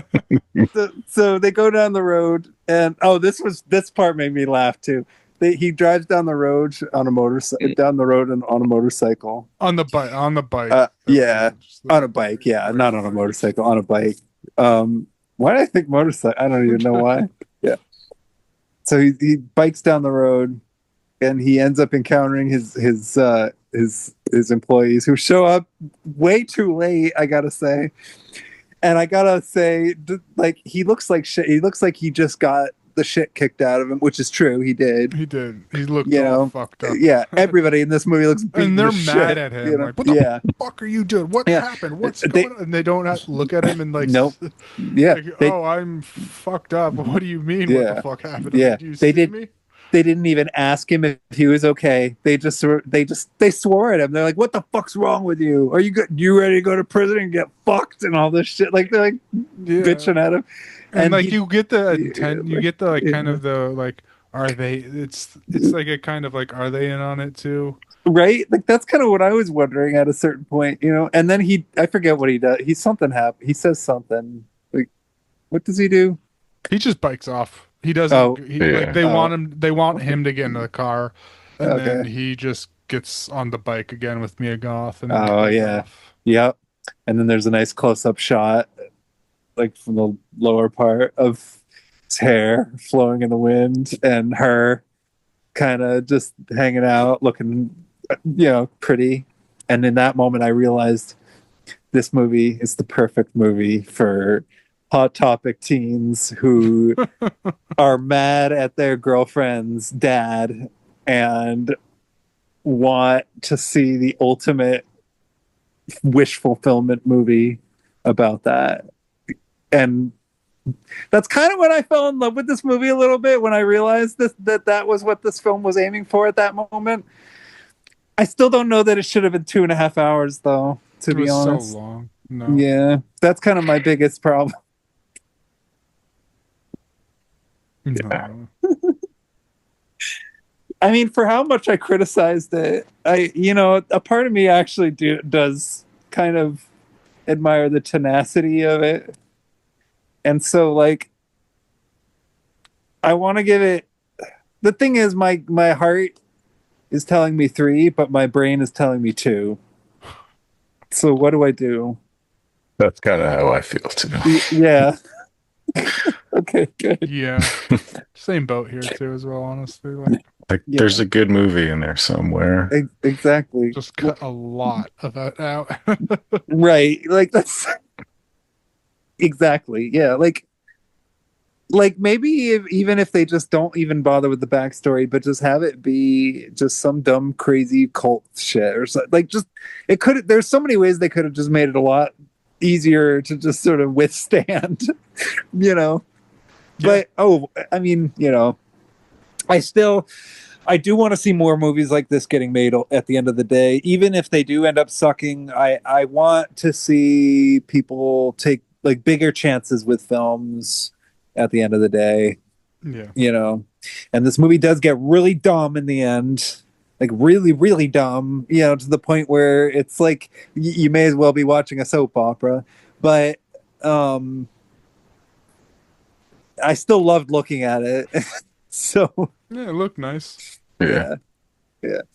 So should we all just, I guess, collectively agree to give this like a 2.5 and walk Yeah, away? that's what I was gonna give it. Yeah. Yeah. Yeah. All right. I think that makes me feel okay. That makes me feel okay. Yeah. Yeah. All right. So that concludes our discussion of. Well, okay. I guess before I conclude, do either of you have anything else you want to say about the Cure for Wellness? Any more things you want to throw to the table, or? I think so. Yeah. Okay. Yeah. All right. Well, yeah. I guess that concludes our double feature on Gore Verbinski. So Hulk Hogan. I know he's not everybody's favorite person in the whole world. Fair enough. But I figure, I don't know. I'm kind of grieving his loss, to be honest, because he was such an important part of my childhood, and I'm down for a few more Hulk Hogan movies. And if you guys ever feel like watching Thunder in Paradise, I'm okay with that too. Yeah. But in the meantime, do you guys want to do a Hulk Hogan triple feature? Yeah. Yeah. All right. Do you want me to go with my choice first, since I looked up mine? There you go. Go ahead. Okay. So initially, yeah, I wasn't exactly sure which one to go with at first, like just because like so many of them. I mean, the majority of his stuff, I will admit, I have not seen. But I've mostly only seen like the popular ones. So I decided to go with like one that I just don't know anybody who's seen ultimately, and I went with, I think it's called Superhero Club, or here, let me just double check the name of it because now I forgot the name of it. Secret Agent Club. Secret Agent Club, that's the name of it. Yeah, I'm gonna go with Secret Agent Club. It I don't know. I just it came out in a particular year that I saw Secret Agent Club. It came out 1996, so it's like a late career Hulk Hogan movie. I haven't seen very many of those, so I kind of want to see what else he has to offer around the same time that he did High Noon at Mega Mountain. So I'm going to go with Secret Agent Club. Okay. I did figure out what mine was. Mine was The Ultimate Weapon. Okay. The Ultimate Weapon. 1998. Nice. Oh, wow. This is even later. Excellent. Excellent. Okay. I'm down for that. Oh, this looks awesome. Oh, is that a Gatling gun? Man. Oh, take a look at that. I'm into Oh it. yeah. Hell yeah. Hell yeah. I'm watching it. I'm watching it first. All right. Do you remember what yours was, Zach? Mine was Thunder in Paradise. Ah, excellent. Okay, Excellent. nice. I'm down for Thunder in Paradise for sure. Hell yeah. Actually, I think I'll watch Thunder in Paradise at first, in fact. Just because, like, I don't know, I kind of have nostalgia for that one in a weird way. Like, Yeah, me too. yeah. I haven't seen any of these, so. Oh, okay. Well, good. Yeah, this will be Yeah. interesting. I haven't seen the other two, so Yeah. I don't know which one to start with now. All right, I'll start with Thunder in Paradise and work my way in order of release date. That's my executive decision on the Hulk Hogan movies. Are they all on Tubi? I didn't even check. No, yeah, I didn't check I either. actually didn't check. Uh-oh. I do have Thunder in Paradise, so I can rip that, put it up on the server at least. Okay, that's good. That's good. Well, I think I might actually be able to find Thunder in Paradise anyway. So, The Ultimate Weapon is on Tubi. oh, good. Okay. Nice. Okay. Secret Agent Club. It's not. Let's see if it's on YouTube though. Oh, okay. Uh-oh. Did I choose the obscure? Did I choose the what was that one that I chose? The Urban Menace, where you just can't find it any freaking where. And then when you do find it, it's like on a dirty old copy that's under somebody's like greasy shoe, and like you can barely make out what's going on in it. It is on YouTube. Oh, excellent! Nice. Excellent. Nice. The best way to watch them. Yeah. Good. All right, I'm still looking up Thunder in Paradise. Yeah. I think Okay. that might be the same situation. Yeah, looks like it. Okay. All right. Well, cool. Looks like there's ways to watch them at least. So, either way, thank you for listening to us talk about these bizarre films. And yeah, if you feel like hanging out with us for Hulk Hogan, yeah, feel free to stop on by when we get around to chatting. Oh yeah. All right. Have a good night. Yeah. Have a good one. See ya.